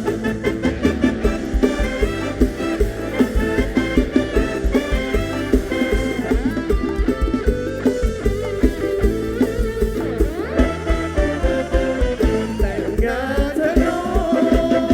อย่ามัวแต่มองข้ามเดี๋ยวใจไปยมมาบาลไม่สงสารคนขึ้นสวรรค์เลยน้องทำไมเราไม่แต่งงานหรือน้องต้องการคนหล่อรูปร่างของพี่ก็ดีพอมาเถอะน้องมาแต่งงานกัน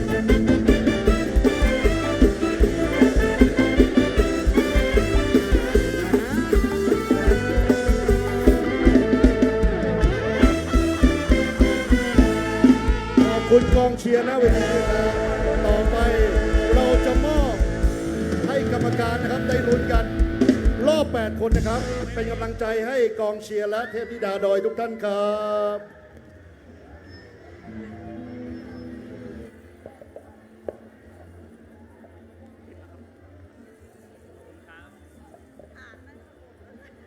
ครับขอบพระคุณท่านผู้ว่าราชการจังหวัดเชียงรายนะครับ ท่านสุชีพพงษ์ชัยขอเสียงตบมือให้กำลังใจท่านอีกครั้งหนึ่งครับ สร้างบรรยากาศนะครับเพื่อที่จะ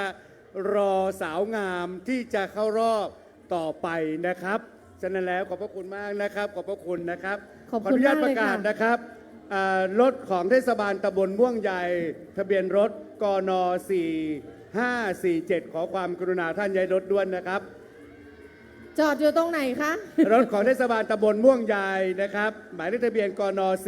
4547ขอความกรุณาย้ายรถด่วนครับ ค่ะอำเภอเวียงแก่นค่ะ ไปย้ายเลยนะคะ ม่วงยายนะคะ เอาละค่ะ ตอนนี้นะคะเราก็จะมาเข้าสู่ในการตัดสินการประกาศเข้ารอบใช่ไหมคะ ครับจาก 15 ท่านนะครับ เราจะให้สาวงาม 15 ท่านขึ้นโชว์โฉมอีกครั้งหนึ่งด้านบนเวทีนะครับ และเราก็จะให้ทุกท่านได้ชม 15 ท่านแล้วนะครับ และเราก็จะประกาศนะครับในรอบต่อไปเหลือ 8 ท่านนะครับ เราจะไม่เรียงลำดับเลยนะครับ ตอนนี้เราจะประกาศเข้ารอบแค่ 7 คน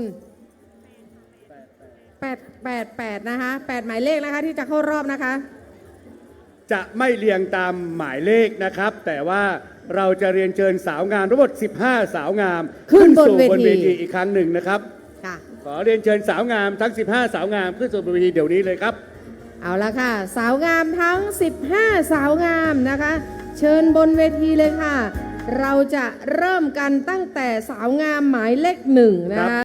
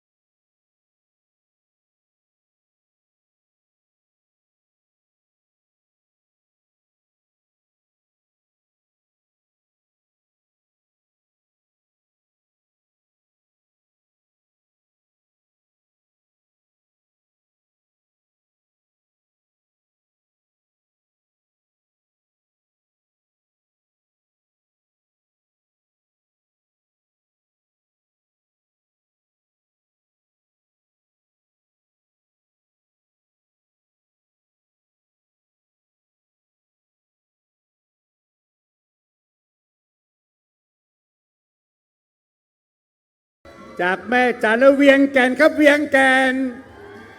โอ้เวียงแก่นนะครับอำเภอเทิงครับอำเภอเทิงอำเภอเทิงแล้วไปเวียงเชียงรุ้งครับเวียงเชียงรุ้งยังอยู่ครับ ยังอยู่ แม่ลาวครับแม่ลาว แม่เราอยู่ฝั่งนี้ไม่ค่อยเห็นเลยพิธีกรไม่เห็นนะคะ อำเภอพานครับอำเภอพานเสียงไอ่อยนะอำเภอพาน อำเภอพานอยู่ไกล อำเภอเชียงของครับเชียงของ ว้าวเชียงของอยู่นี่นะ อำเภอแม่สวยครับแม่สวย นี่แม่สวยอยู่หน้าเวที เอาละครับณโอกาสนี้นะครับ สาวงามที่จะประกาศรายชื่อต่อไปนี้ หมายเลขต่อไปนี้8สาวงาม ถ้ามีรายชื่อของท่านหมายเลขของท่าน ขอความกรุณาท่านเดินไปด้านหน้าอีก 19 29นี่ตกเวที ครับแต่เราจะไม่เรียงลำดับหมายเลข ท่านกรรมการเป็นห่วง พิธีกรอย่าประกาศ 29 นะ ถ้า 29 นี่นางสาวตกเวทีเลย เอาละครับจะไม่ประกาศตามระดับหมายเลขนะครับ หมายเลขที่เขารอบ8ท่านสุดท้าย เดี๋ยวนะคะ เราขอซาวแบบตื่นเต้นหน่อยได้ไหมอ่ะ ได้ซาวมีไหมล่ะ นางแรเจ็ดขอซาวแบบตื่นเต้นได้ไหมเห็นไหมเราต้องขอได้สิไม่อยู่กับเรา นะครับ นะคะ ผู้ที่เขารอบ8ท่านสุดท้าย เดี๋ยวสิ ท่านแรกได้แก่หมายเลข หมายเลข ว้าว มาแล้วซาวแบบตื่น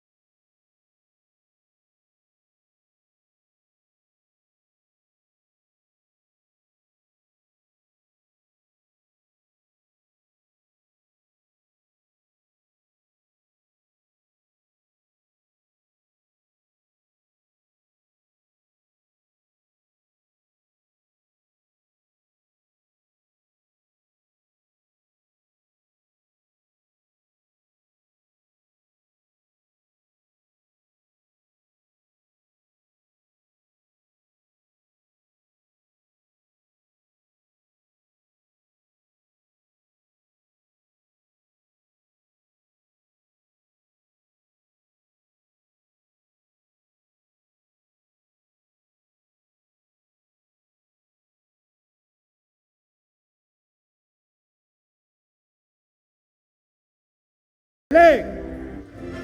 เลข 2 ตัวเลข 2 ตัว หมายเลข 24 ครับนางสาวกัญญานัทจันกระจ่างจากอำเภอเวียงเชียงรุ้งครับ นี่ท่านนายอำเภอยิ้มเลยนะคะสาวงามเข้ารอบนะคะ และท่านสุดท้ายนะครับ8ท่านสุดท้ายในรอบนี้นะครับ ได้แก่หมายเลข หมายเลขอะไร หมายเลขอะไรดีนะ หมายเลขสุดท้ายค่ะ หมายเลขใดดีครับ ได้แก่หมายเลข 33 ค่ะ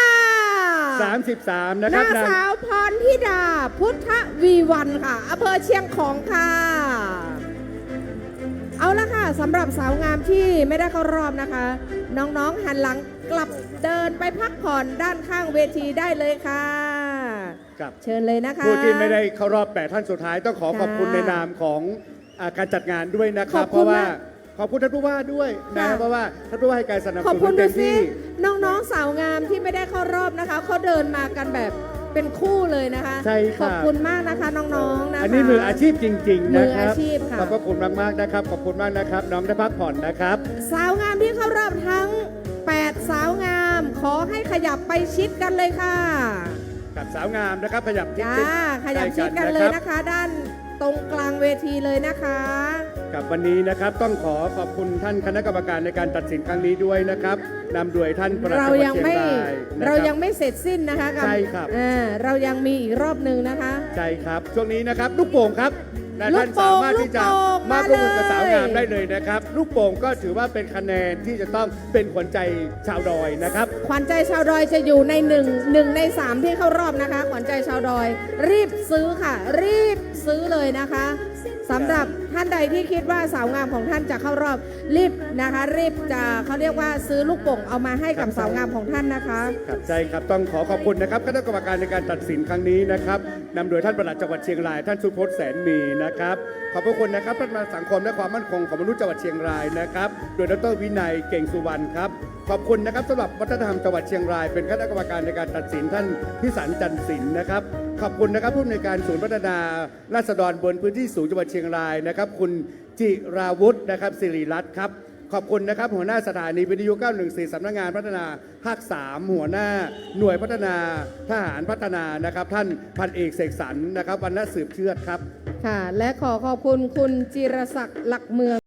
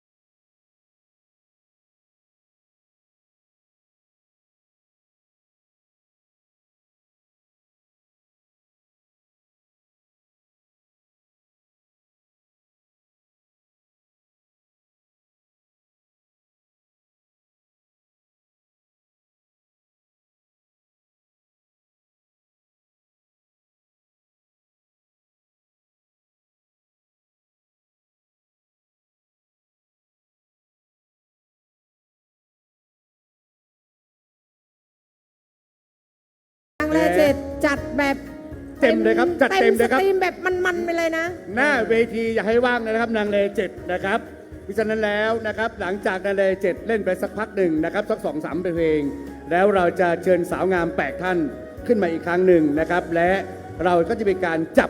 นะครับจะประกาศผลเข้ารอบ3คนสุดท้ายนะครับ ใช่แล้วค่ะ เอาละค่ะ คณะกรรมการพักผ่อนได้นะคะ ครับเชิญ ตอนนี้พบกับนางเล่เจ็ดขอเสียงประมือด้วยค่ะ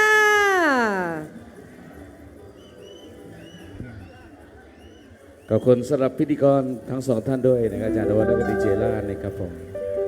อย่างในชุดชาติพันธุ์นะครับช่วงนี้กับพวกเรานางเจ็ดนะครับก่อนที่จะพบกับการตัดสินในค่ำคืนนี้นะครับผม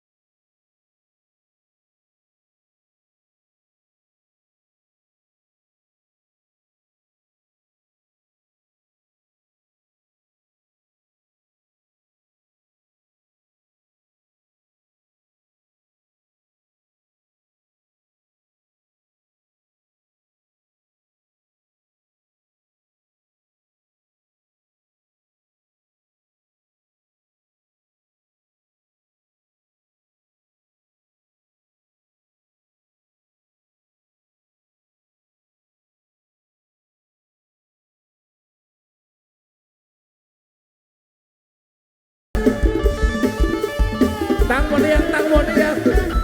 ถือป้ายได้อยู่นะ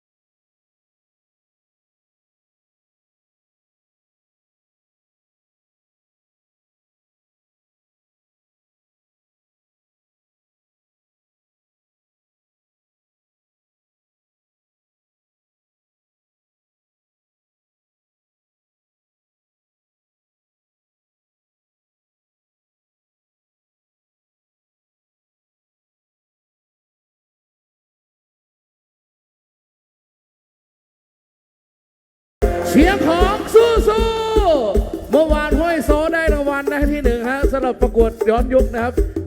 เอ้าอีกสักเพลงแล้วกันนะครับ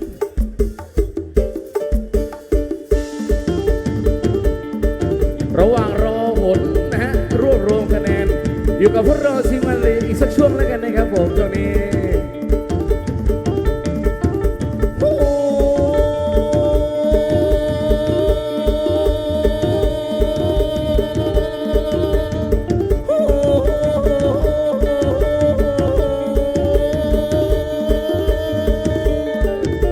อำเภอเถิงขอเสียงหน่อยจ้า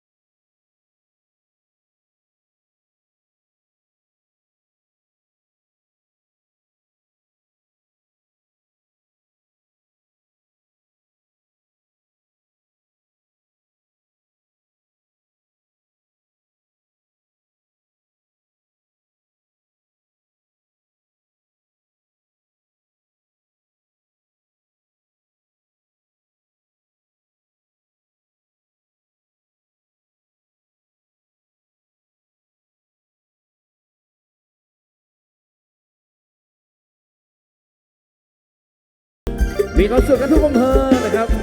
และทุกๆหมู่บ้านและทุกตำบลด้วยโอ้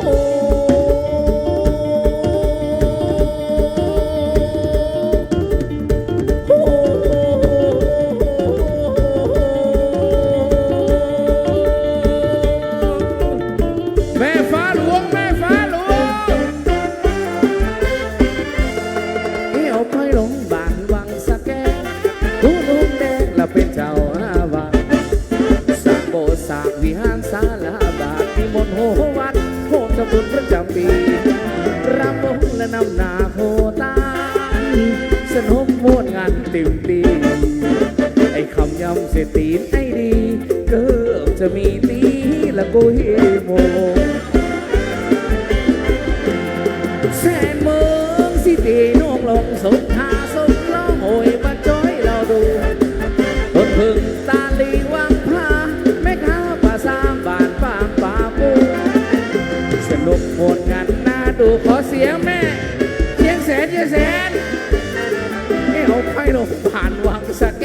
แม่เป็นเฮกกับพ่อพี่น้องชาวบ้านบนบ้านเฮามันช่วยงานต่างสุขสำราญงานไฟหลวงวังสะแกขอบคุณท่านผู้ว่าราชการจังหวัดเชียงรายด้วยวันนี้ให้เกียรติเต้นรำกับพี่น้องนะครับกองเชียร์ผู้ประกวดทุกๆอำเภอในค่ำคืนนี้นะครับท่านผู้ว่าชูชีพนะครับผมสุดยอดเลยนะครับผมวันนี้โอ้เวียงเสียงร้องโอ้เมื่อคืนเจอท่านนายอำเภอซื้อไก่ทอดตอนเที่ยงคืนด้วยกันอยู่สุดยอดท่านนายอำเภอคนสวยครับผม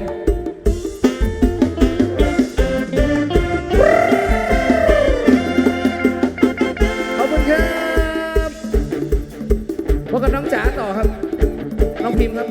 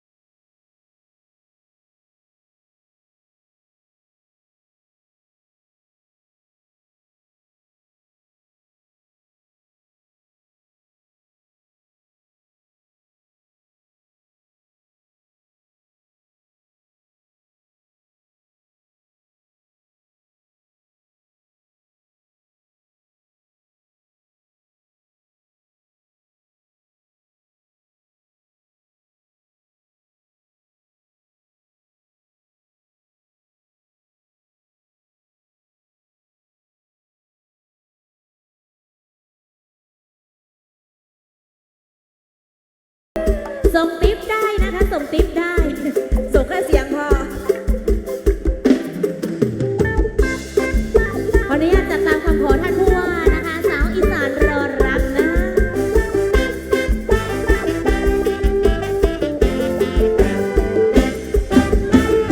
น้องเป็นสาวขอนแก่นยังบ่เคยมีแฟนบ้านอยู่แดนอีสา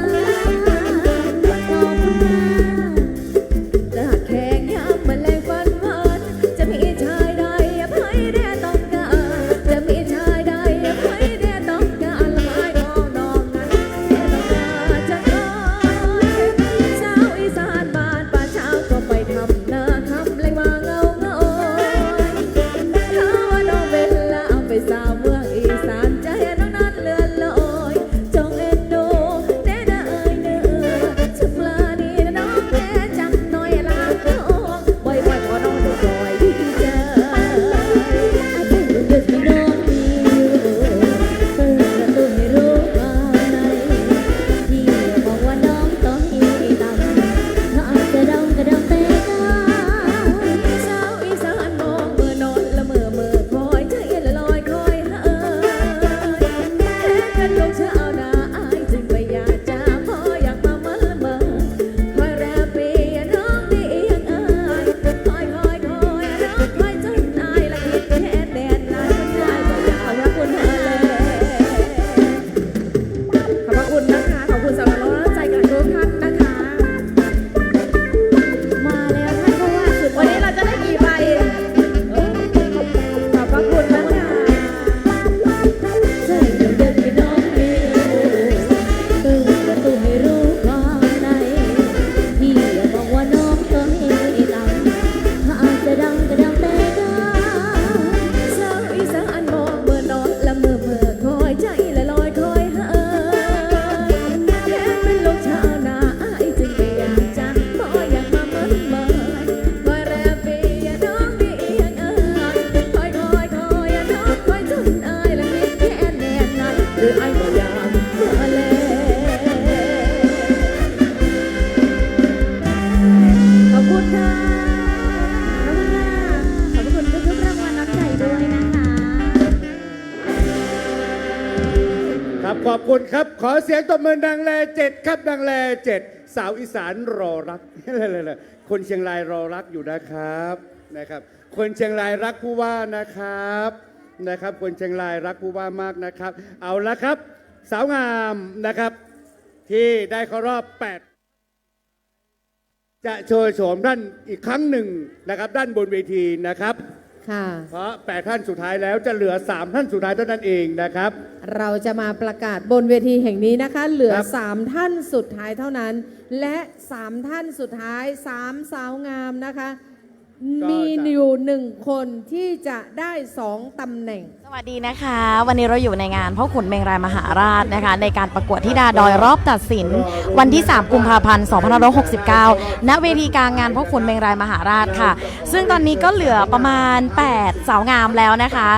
ก็จะมีสาวงามหมายเลข1นะคะจากอำเภอเชียงแสนค่ะ เชิญครับนางสาวรัตตานะครับเผ่าวะครับอำเภอเชียงแสนครับ ซึ่งน้องลิตานะคะ อายุ 22 สัดส่วน 34 26 38 ส่วนสูง 176 ค่ะ มาในชุดชาติพันธุ์ล้วนะคะ อำเภอแม่ฟ้าหลวงครับ มาในชุดอาขานะครับ ตอนนี้ หมายเลข15 ท่านผู้ชมที่กำลังรับชมผ่านทางไลฟ์สด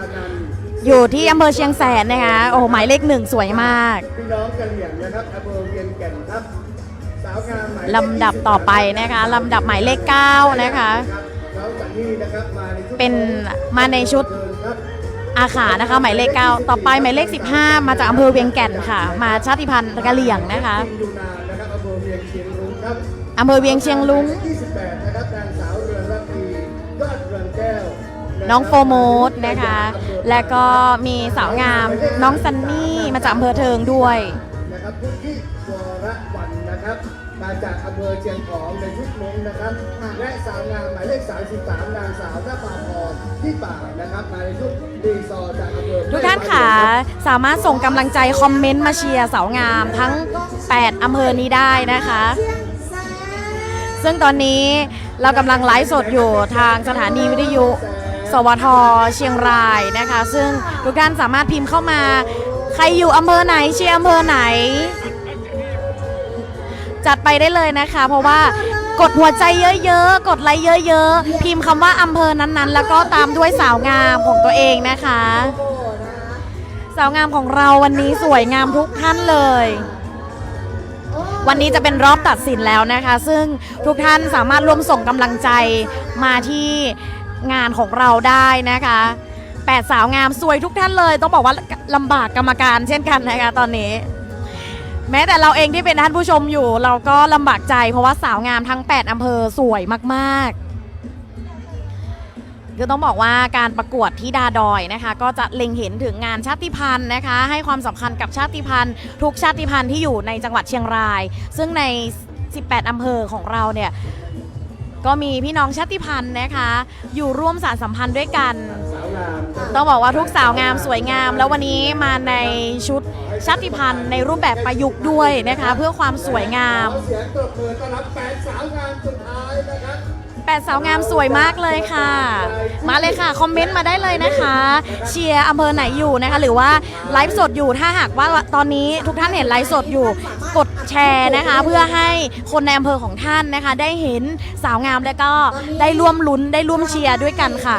ท่านได้มอบลูกโป่งให้ก่อนเนาะนะคะเราจะให้ทุกท่านได้มอบลูกโป่งให้กับสาวงาม8ท่านสุดท้ายในรอบนี้แล้วรอบนี้นะคะจะเป็นการสุดท้ายท่านจะได้ขวัญใจชาวดอย28จับมือใช่ไหมคะโอ้โห33เชียงของค่ะโอเคมีอำเภอไหนมีอำเภอไหนมาได้เลยค่ะคอมเมนต์แบบถล่มทลายให้กำลังใจ8สาวงาม8อำเภอนี้อำเภอเวียงแก่นน้องแพร15ค่ะอำเภอเทิงสวยใช่ลูกโป่งนะครับยังมีนะครับท่านใดที่อยากจะมอบให้กับผู้เข้าร่วมงานแม่ฟ้าหลวงพิมพ์กันเข้ามาได้เลยนะคะ69เรียนเชิญได้เลยนะครับตื่นเต้นนะครับตื่นเต้นมากๆเลยนะครับเราในฐานะที่เป็นพิธีกรนะครับเราก็อยากจะให้ทุกคนได้รับตำแหน่งเหมือนกันหมดเลยใช่แล้วค่ะเพราะว่าแต่ละสาวงามก็สวยๆกันทั้งนั้นเลยตอนนี้ลูกโป่งมาแล้วนะคะทางทีมงานนะคะรีบเก็บลูกโป่งจากสาวงามนะคะแล้วก็นำนะคะไปให้กับคณะกรรมการกองเชียร์นะคะได้หาซื้อมาให้กับสาวงามอีกรอบหนึ่งนะคะเพื่อที่จะเป็นคะแนนให้กับสาวงามนั่นเองต้องขอบคุณนะคะสำหรับแต่ละอำเภอที่ให้ความร่วมมือนะคะในเรื่องของการมาเป็นกองเชียร์ให้กับสาวงามนะคะซึ่งในส่วนทางผู้ใหญ่ใจดีนะคะไม่ว่าจะเป็นทางท่านผู้ว่าราชการจังหวัดเชียงรายท่านรองผู้ว่านะคะแล้วก็ท่านปลัดจังหวัดท่านในอำเภอท่านจ่าจังหวัดนะคะแล้วก็ในอำเภอทุกอำเภอที่ได้ให้นะคะให้ความสำคัญในการประกวดนะคะที่ดาดอยในครั้งนี้สำหรับท่านใดที่ซื้อลูกโป่งแล้วรีบเอามาให้เลยค่ะเพื่อที่จะเป็นคะแนนให้กับสาวงามของท่านนั่นเองอำเภอเทิงมาแล้วค่ะอำเภอเทิงนะคะขอบคุณมากใช่ค่ะซึ่งอำเภอเทิงนั้นนะคะก็มีในส่วนของท่านในอำเภอเทิงนะคะท่านอเนกนะคะปันทยมนะคะเอาละครับในขณะนี้นะครับแต่ละอำเภอนะครับก็เป็นก็เรียกว่าเป็นกำลังใจนะครับให้แก่สาวงามอันนี้อำเภออะไรคะเนี่ยอำเภอเวียงเชียงรุ้งไม่ยอมเลยโอ้โหอำเภอเวียงเชียงรุ้งนะคะท่านมินทิรา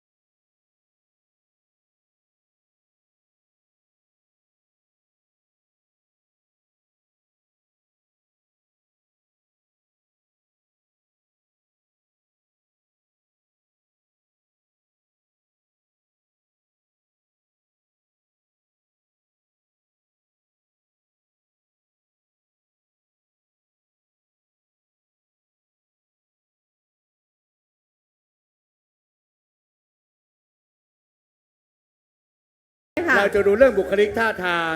อาจา เรา รย์ จะ น ดู วัด ใน คะ ชาติพันธุ์ครับ เดี๋ยวขอแทรกนิดนึงสำหรับน้องๆสาวงามที่ทั้ง 5 สาวงาม อย่า ที่ เพิ่งกลับนะครับ ไม่ได้เข้ารอบนะคะ อย่าเพิ่งกลับนะคะ เพราะว่าเดี๋ยวเราจะประกาศสำหรับขวัญใจที่ดาดอยนะคะ อาจจะมีหนึ่งในนั้นก็ได้นะคะ เอาละค่ะ ตอนนี้ดิฉันไม่อยากยืนตรงนี้เลยค่ะท่านผู้ว่าค่ะขอยืนไกลๆหน่อยได้ไหมคะ พิธีกรเตี้ย เอานะครับ จะให้น้องทั้ง 3 ท่านนะครับ ค่ะ ได้จับลำดับก่อนว่าใครจะเป็นได้หมายเลข หมาย 1 2 3 ใช่ แล้วจนจะมีคำถามอยู่ใช่ไหม ครับ เอาละน้องนะครับ ขอเชิญน้องหมายเลข 9 ห ก่อน มาย นะครับ เลข 9 ก่อนนะครับ 9 ก่อน อย่า นะ เพิ่ง คะ เปิดนะครับอย่าเพิ่งเปิดนะครับ ขอเชิญน้องหมายเลข 28 ครับ และหมายเลข 15 ครับ เอาละนะครับว่าน้องจะได้ระดับที่เท่าไหร่ในการที่จะตอบคำถามให้คณะกรรมการและพี่น้องชาวเชียงรายได้รับทราบ เอาเราจะเปิดพร้อมกันนะครับ เปิดเลยค่ะ นะครับ เปิดเลย หมายเลข 9 จะเป็นผู้ตอบคำถามคนที่ 1 1 2 3 เรียง กัน เล เลย ยนะครับ นะคะ โอ้โห เรียงเลยนะคะ ขออนุญาตเก็บนะครับ ขอ 1 2 อนุญาตเก็บนะครับ ขออนุญาตเก็บหมายเลขด้วยนะครับ เอาละ 3 ตอน ครับ นี้นะคะในซองนี้จะมีคำถาม ไม่รู้นะคะพิธีกรก็ไม่รู้ว่าคณะกรรมการตั้งคำถามว่าอะไรบ้างนะคะ อาจจะมียากบ้างง่ายบ้างก็แล้วแต่โชคเนาะนะว่าใครที่จะได้คำถามแบบไหน หมายเลขแรกที่จะได้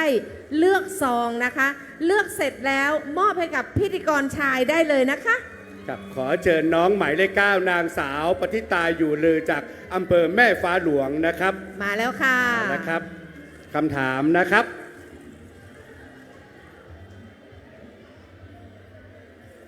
คำถามนะครับ หากคุณได้รับเลือกเป็นธิดาดอย คุณจะประชาสัมพันธ์จังหวัดเชียงราย ให้เป็นที่รู้จักอย่างแพร่หลายในสายตานานาชาติ โดยการยกตัวอย่างความโดดเด่นของชาวเชียงรายมาสักหนึ่งอย่าง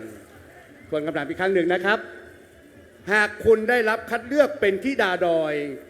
คุณจะประชาสัมพันธ์จังหวัดเชียงราย ให้เป็นที่รู้จักอย่างแพร่หลายในสายตานานาชาติ โดยการยกตัวอย่างความโดดเด่นของเชียงรายมาสักหนึ่งอย่างเชิญครับ อุตุเถิงมาสวัสดีค่ะ งาน่านางสาวปันธิตาและกุมาเดอาเจออาชานาอยู่หรือเลยมาอันยุงโกหน้าอาโกเช่โกเปียงละมาอันยุโรงเรียนสันติคีรีวิทยาคมแบบบุจหนูมางาน่าอำเภอแม่ฟ้าหลวงเนี่ยไล่เดงาน่าอาเจประชาสัมพันธ์นะอ้องาฮามีเชื่อค่ะแล้วมูประชาสัมพันธ์มาเดอาทิฮาจิฮังไลหน้าความโดดเด่นหน้าชาติพันธุ์ละมั่วล่อหุ่มยาชาติพันธุ์ยังค่ะถ้าหนูจะยกตัวอย่างมาประชาสัมพันธ์ของจังหวัดเชียงรายนะคะหนูจะยกตัวอย่างเป็นชาติพันธุ์ของพวกเราค่ะเพราะว่าความเป็นเชียงรายของเรานั้นก็มีความโดดเด่นทางเรื่องชาติพันธุ์มีหลากหลายชาติพันธุ์ค่ะมีวัฒนธรรมทางด้านการแต่งกายอาหารหรือว่าวิถีชีวิตการใช้ชีวิตนะคะและหนูก็จะใช้หนูเป็นสื่อกลางในการประชาสัมพันธ์ค่ะผ่านโซเชียลมีเดียนะคะขอบคุณค่ะ โอ้โห น้องตอบได้แบบครบถ้วนกันเลยทีเดียว กับหมายเลข 9 นะครับนางสาวปฏิตาอยู่ลือนะครับน้องสตังค์นะครับ คณะกรรมการ อายุ18 เริ่มปวดหัวแล้ว ปีนะครับแต่งกายชุดอาขานะครับน้องอยู่โรงเรียนสันติคีรีวิทยาคมอำเภอแม่ฟ้าหลวงขอเสียงตบมือหมายเลข 9 ครับ โอ้โห นะคะต่อไป ตามไปนะครับมา ลำดับ ด้วยหมายเลขนะครับคนที่ 2 ครับหมายเลข 28 ครับ 28 โทษนะครับหมายเลข 15 ก่อน หมายเลข นะครับ 15ก่อนนะคะ 15นะครับโทษนะครับ15นะค เลื รั อบ กเลยค่ะ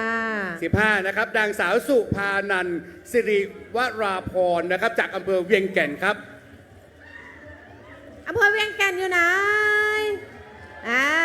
ส่งกำลังใจนะคะ นะครับคำถามนะครับ จุดเด่นของอำเภอท่านมีอะไรบ้าง จะใช้ AI ในการประชาสัมพันธ์ให้คนรู้จักเชิญชวนมาเที่ยวอย่างไร อีกครั้งหนึ่งนะครับ จุดเด่นของอำเภอท่านมีอะไรบ้าง จะใช้ AI ในการประชาสัมพันธ์ให้คนรู้จัก เชิญชวนมาเที่ยวอย่างไร เชิญครับ โอมือโชเปอร์แพรสุภานันท์สิริวรพรนายาโพโลเนค่ะขอบคุณสำหรับคำถามนะคะ จุดเด่นของอำเภอเวียงแก่นของเรานะคะ ก็จะมีเกี่ยวกับในเรื่องของชาติพันธุ์อย่างแน่นอนค่ะ เพราะว่าเรานะคะมีหลายชาติพันธุ์ด้วยกันในอำเภอของเรานะคะ โดยการที่เราจะใช้ AI อย่างไรให้เป็นประโยชน์นะคะ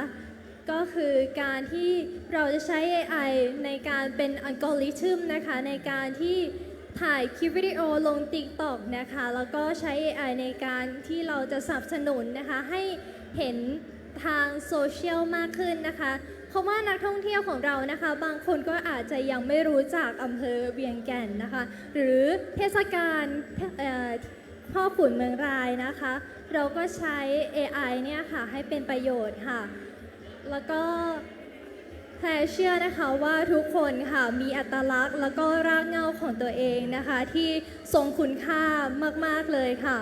แล้วเราจะทำเช่นไรนะคะให้มันอยู่คู่ประเทศไทยแล้วก็อยู่คู่จังหวัดเชียงรายของเรานะคะแน่นอนค่ะถ้าหากไม่มีทุกท่านนะคะสิ่งนี้ก็จะไม่สามารถที่จะอยู่ได้ถ้าเราไม่ร่วมใจกันนะคะที่จะรักษาอัตลักษณ์นี้ไว้ค่ะและแพรก็เป็นเยาวชนคนหนึ่งนะคะที่อยากจะรักษาอัตลักษณ์ที่ดีงามนะคะแล้วก็วัฒนธรรมขนบธรรมเนียมประเพณีให้มันอยู่สืบไปค่ะขอบคุณค่ะขอเสียงปรบมือด้วยค่ะกับนี่น้องจากอำเภอเวียงแก่นนะครับสาวงามนะครับหมายเลข 15 นางสาวสุภานันท์สิริวรพรนะครับหรือน้องแพรนะครับน้องกำลังศึกษาปริญญาตรีจากมหาวิทยาลัยแม่ฟ้าหลวงนะครับในชุดกะเหรี่ยงครับค่ะต่ เอา อไป ละครับ ค่ะ เหลือ หมา ท่าย น เล สุ ข ด สุ ท้า ด ยครับ ท้ายเลือกเลยค่ะลูกหมายเลข28เนาะ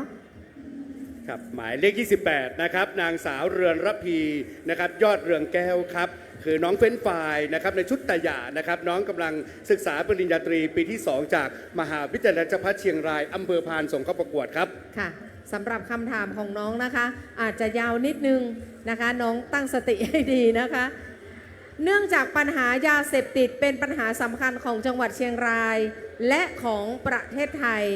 ในฐานะที่เป็นตัวแทนพี่น้องกลุ่มชาติพันธุ์น้องมีข้อเสนอแนะในการแก้ไขปัญหายาเสพติดอย่างไรอุลิจินวานป่อแม่พี่น้องเกาชื่อว่าเฟ้นไฟเรือนละพีหยอดเรือนแก้วขอป่อแม่พี่น้องกุกกอกกุกก้นเจียวทรงแห้งใจให้เกามากหน้าเจ้าปัญหายาเสพติดเป็นปัญหาอันดับหนึ่งของจังหวัดเจียงไฮ้เจ้าน้องเป็นฟ้าอยากที่จะให้เราเริ่มปลูกฝังจิตสำนึกจาก3สถาบันที่สำคัญเจ้าสถาบันที่1ก็คือสถาบันครอบครัวเจ้าเราจะต้องแนะนำแนวทางลูกหลานของเขาเพื่อไปในทางที่ดีเจ้าและสถาบันที่2ก็คือสถาบันโรงเรียนเจ้าในฐานะที่น้องเฟ้นฟ้าเป็นครูในโรงเรียนที่ขยายโอกาสเพื่อกับเด็กนะเจ้า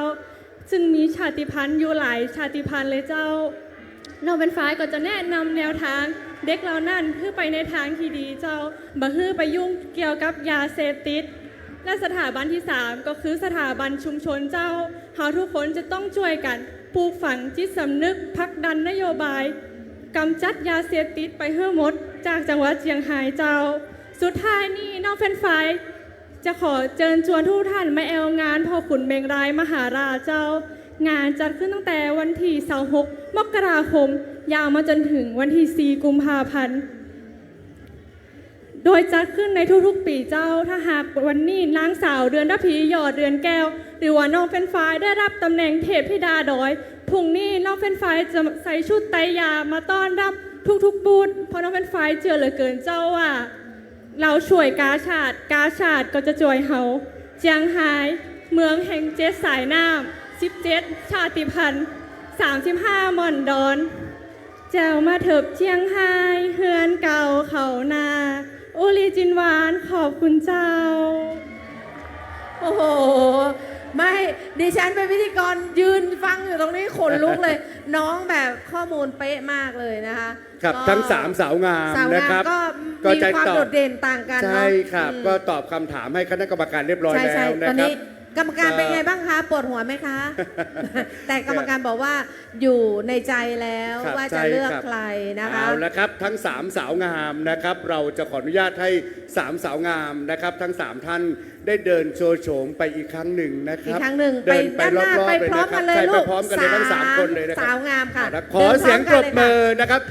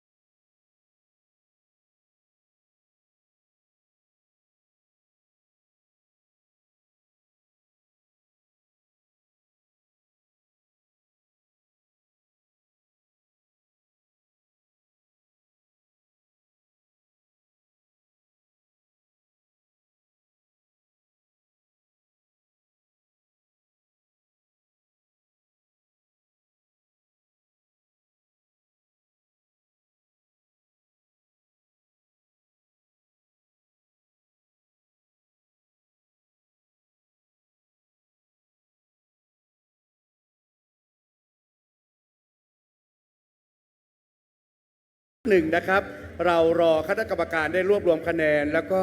ความชัดเจนเกิดขึ้น เราจะได้รู้ว่าค่ำคืนวันนี้ใครจะได้เป็นนะครับที่ดาดอยของจังหวัดเชียงราย ใช่ และ ค่ะ ขวัญใจชาวดอยที่มาจากลูกโป่งด้วยครับ ถูกต้องแล้วค่ะ ตอนนี้เราจะพักนะคะสักกี่บทเพลงดี สั คะ ก เจ้าหน้าที่ 4 บทเพลงครับ 4 บทเพลง 4 บทเพลงนะคะ ครับ4 สนุกสนานม่วนงันนะคะ ไปเลยกับวงนางแลเจ็ดนะคะ แล้วเรานะคะก็จะอยู่กับวงนางแลเจ็ดวันพรุ่งนี้อีก1 คืน ซึ่งเป็นคืนสุดท้าย และใครที่ซื้อสลากกาชาติไว้นะคะ ก็มาลุ้นกันนะคะว่าวันพรุ่งนี้สลากกาชาติจะเป็นหมายเลขอะไร ครับเราจะหมุนวงล้อในวันพรุ่งนี้ที่เวทีกระดาษสลักที่เวทีกาชาตินะครับในเวลา 16 นาฬิกาหรือ 4 โมงเย็น ไปหมุนที่กาชาติ ที่วงล้อ โอเคไม่เกี่ยวกับที่นี่แล้ว ใช่ ใช่ ครั ไห บ ม ที่บูธกาชาติเลยครับ โอเคเลยค่ะ พรุ่งนี้ขอเชิญนะครับทุกท่านที่ซื้อสลากกาชาติกับงานพ่อขุนไปก็ไปลุ้นกันนะครับ แล้วก็ถ่ายทอดสดโดยสถานีวิทยุสวท ใช่ครับ และสำนักงานนะคะประชาสัมพันธ์จังหวัดเชียงรายด้วย ครับใช่ครับเอาละมอบไปดีให้กับวงดนตรีดังเลเจ็ดได้นะบัดนี้ครับ เชิญเลยค่ะ สวัสดีครับผมกันจังหวะกันช่วงเวลาสนุกสนานกันเต็มที่กับพวกเราทีมงานนันเจ็ดช่วงนี้ยาวไปยาวไปเที่ยวใต้ครับเที่ยวใต้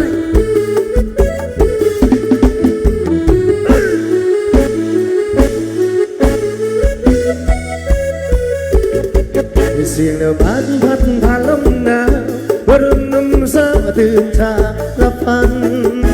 พี่ชายเข้าของชุดกีน้องสาวรับมีดกรีดยางเราชาวสวนยางเดี๋ยวเราต้องเททัญญามีสักเลียนี่พัดมาลมนารุ่นนุ่มสาวเราไม่เบากลุ่มรีบเอาลมเรือน้องสันราลีขอบคุณแม่ฟ้าหลวงเด้อลมเรือน้องสันราลีซ้อมมือน้องยิงแม่บอกให้พี่ช้าเอาผ่าพาเตะมันว่าตรงเทริมเนื้อน้องนิ่มๆยุ่งรุ่งไตรตรองพี่ชายและแอบมองน้องสาวพี่ชายและแอบมองน้องสาวเห็นเนื้อเข้าแม่ทำให้เบาใจสิไอเรามันเข้าไม่ปลามันไอเรามันเข้าไม่ปลามันโลดดีกลีดยางไม่ลบฉันเลียเราเป็นเซอร์แม่ฟ้าหลวงสุดยอดเลยวันนี้หน้าขาวหุ่นดีหน้าฮักขนาดเลยแม่ฟ้าหลวงส่งเสียงได้เลยโอ้โหคนเจ้าชู้จักรยานนี่พัดมาลมนารุ่นนุ่มสาวเราไปบ้าออกลุงเล่ละลมละพลันน้องสันราเดลงเรือน้องสันราเดก็สองมือน้องยิงแม่บอกให้พี่ช้าผ่าบาดให้มันบาดตรงเทริมเนื้อน้องนิ่มยุ่งรุมไตตรองแล้วพี่ชายละแอบมองน้องสาวพี่ชายละแอบมองน้องสาวเนื้อเข้าแม่ทำให้เบาใจเสียไอเรามันข้าวไม่ปลามันไอเรามันข้าวไม่ปลามันวางเย็กเลียดยางไม่ล้มฉัดเรียมีแรงสายไอออกกำลังกายวันนี้จิตแจ่มใส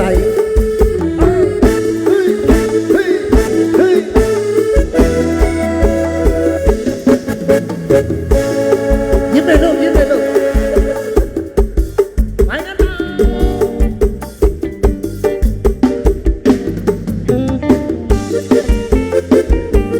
คืนเงา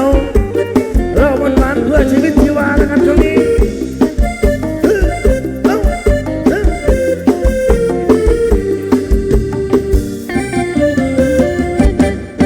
ก็เขาศพเราชมเดือนและเงาช่างว่าเพื่อนไม่มีใครรู้ใจเรายามค่ำคืนอากาศมันหนาวยามค่ำคืนอากาศมันหนาวมาคงชนเราอยู่ข้างกองไฟอารินริงรำร้องระงมและน้ำข้างทางผมผสมเปลวไฟจับกีตาร์มาจับคอร์ดดีไซน์จับกีตาร์มาจับคอร์ดดีไซน์ปากเขาร้องเพลงไปแต่ใจฉันเหงาจังเลยคืนก็หนาวเล่าก็ว่าแต่หากเธอนั้นมาร่วมเชียงที่เชยพระจันทร์ไม่ลงแม่รวยรำเลือพระจันทร์ก็สวยลงพระรวยรำเพอดอกเบื้องฟ้าเอ่ยเจ้าหลุดเล็วปลิวมามองไฟกำลังหินฟืนละถอนใจสะอื้นสุดจะกลั้นน้ำตานั่งกินเหล้าเมาอยู่กับม้านั่งกินเหล้าเมาอยู่กับม้ามีใครบ้างนะมาเป็นเพื่อนปลอบใจแก้วที่หนึ่งดื่มไม่ลืมเมียเก่าแก้วที่สองดื่มแล้วเมาแล้วหาเมียใหม่แก้วที่สามไม่สนจะเป็นเมียใครแก้วที่สี่แอบดีใจเมียเขาบอกมา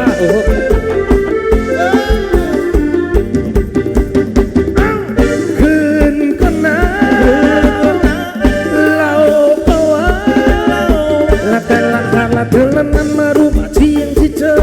พระจันทร์ก็สวยลงแม่รวยรำเพลอพระจันทร์ก็สวยลงพระรวยรำเพลอและดอกเอื้อมฟ้าเอ่ยเจ้าหลุดเลี้ยวเปลี่ยวมามองไฟละกำลังกินฟืนละถอนใจสะอื้นสุดจะกลั้นน้ำตาอันนักกินเหล้าก็เมาอยู่กับม้านั่งกินเหล้าเมาอยู่กับม้าแล้วมีใครว่างนะมาเป็นเพื่อนปลอบใจคืนก็หนาวเราก็ว่าและแต่ละคันละเธอละนำมาร่วมมาถึงทุกนั้นเธอรับพระจันทร์ก็สวยลงแม่รวยรำเลือพระจันทร์ก็สวยลงพระรวยรำเพลและดอกเอื้องฟ้าเอ่ยเจ้าหลดเลี้ยวปลิวมาเรามอง และกำลังขีดฟืนและถอนใจสะอื้นและสุดจะกลั้นน้ำตา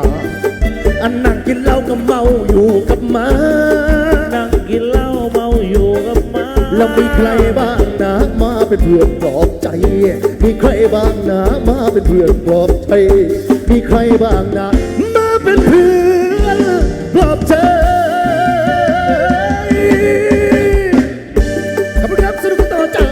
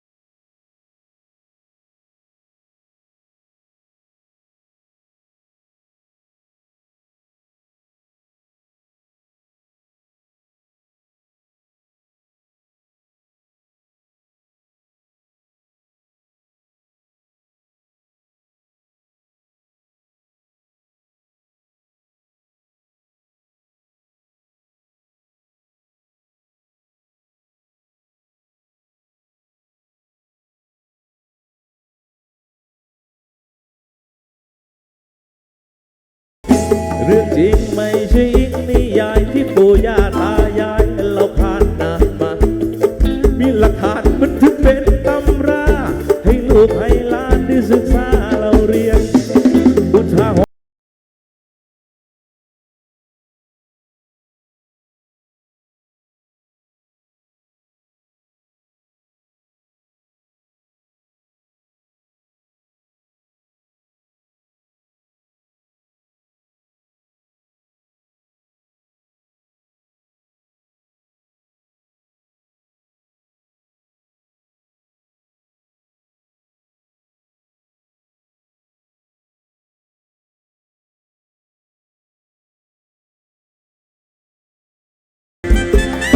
เป็นแรงใจให้กับน้องๆนะครับทุกท่านนะครับผมเป็นเรื่องจริงไม่ใช่นิยายที่ปู่ย่าตายายเราผ่านนานมามีหลักฐานบันทึกเป็นตำราให้ลูกให้หลานได้ศึกษาเราเรียนอุทาหรณ์สอนเตือนผู้คนว่าผู้หญิงในสังคมชาติชนต้องพลีกายพลีใจของตนสนองรับบทเกณฑ์ผู้ระชนไร้คนเห็นใจนานวันก่อนกลายเป็นหญิงใจสองสารใจใครเล่าเธอ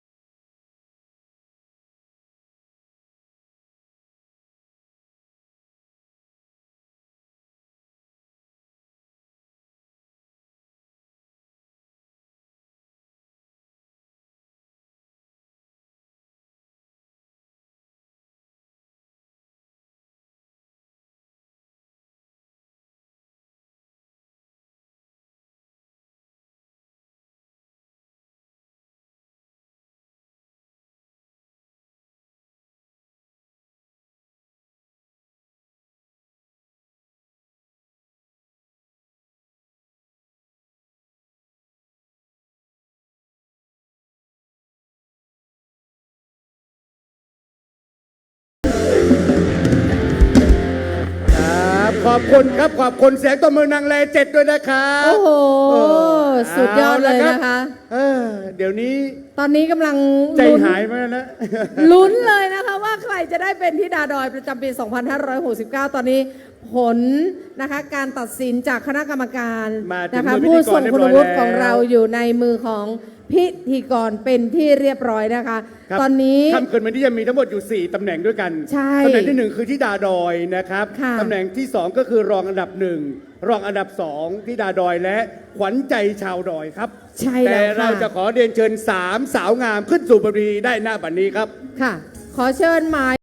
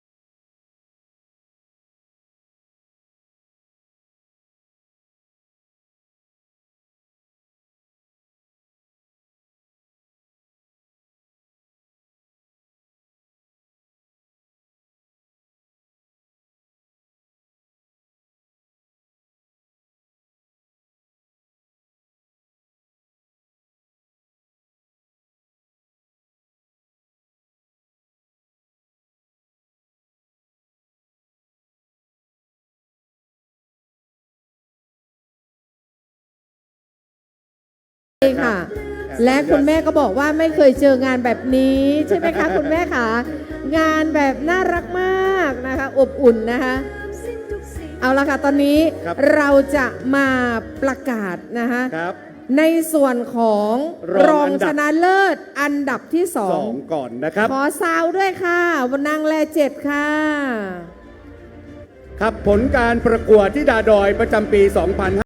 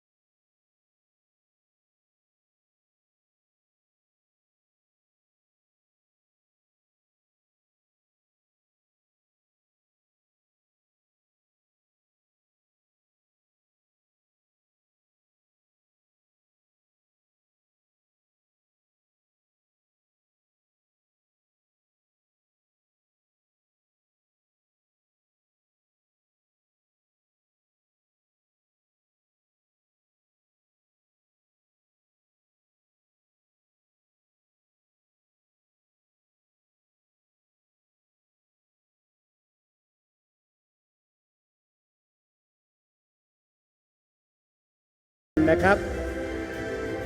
เดี๋ยวนะคะ เราให้รองอันดับที่สองนะคะได้รับรางวัลให้เรียบร้อยก่อน แล้วก็ขอให้รองอันดับสองนะคะ ไปอยู่ด้านข้างนะคะ นิดหนึ่งนะครับ นิดนึง ขอเชิญสาวงามหมายเลข 18 และหมายเลข 20 เลข 10 โทษนะครับ ด้านหน้า ขอ เลย เชิญ ค่ะ สาวงามหมายเลข 15 และหมายเลข เชิญด้านหน้าเลยค่ะ 28 ด้านหน้าเลยครับอยู่ตรงกลางเลยนะครับ ด้านหน้าเวทีเลยนะคะ ตรงกลางค่ะ แล้วก็ เราจะมาลุ้นกันนะครับ น้องทั้งสองจับมือกันไว้ หันหน้าเข้าหากันนะคะว่าใคร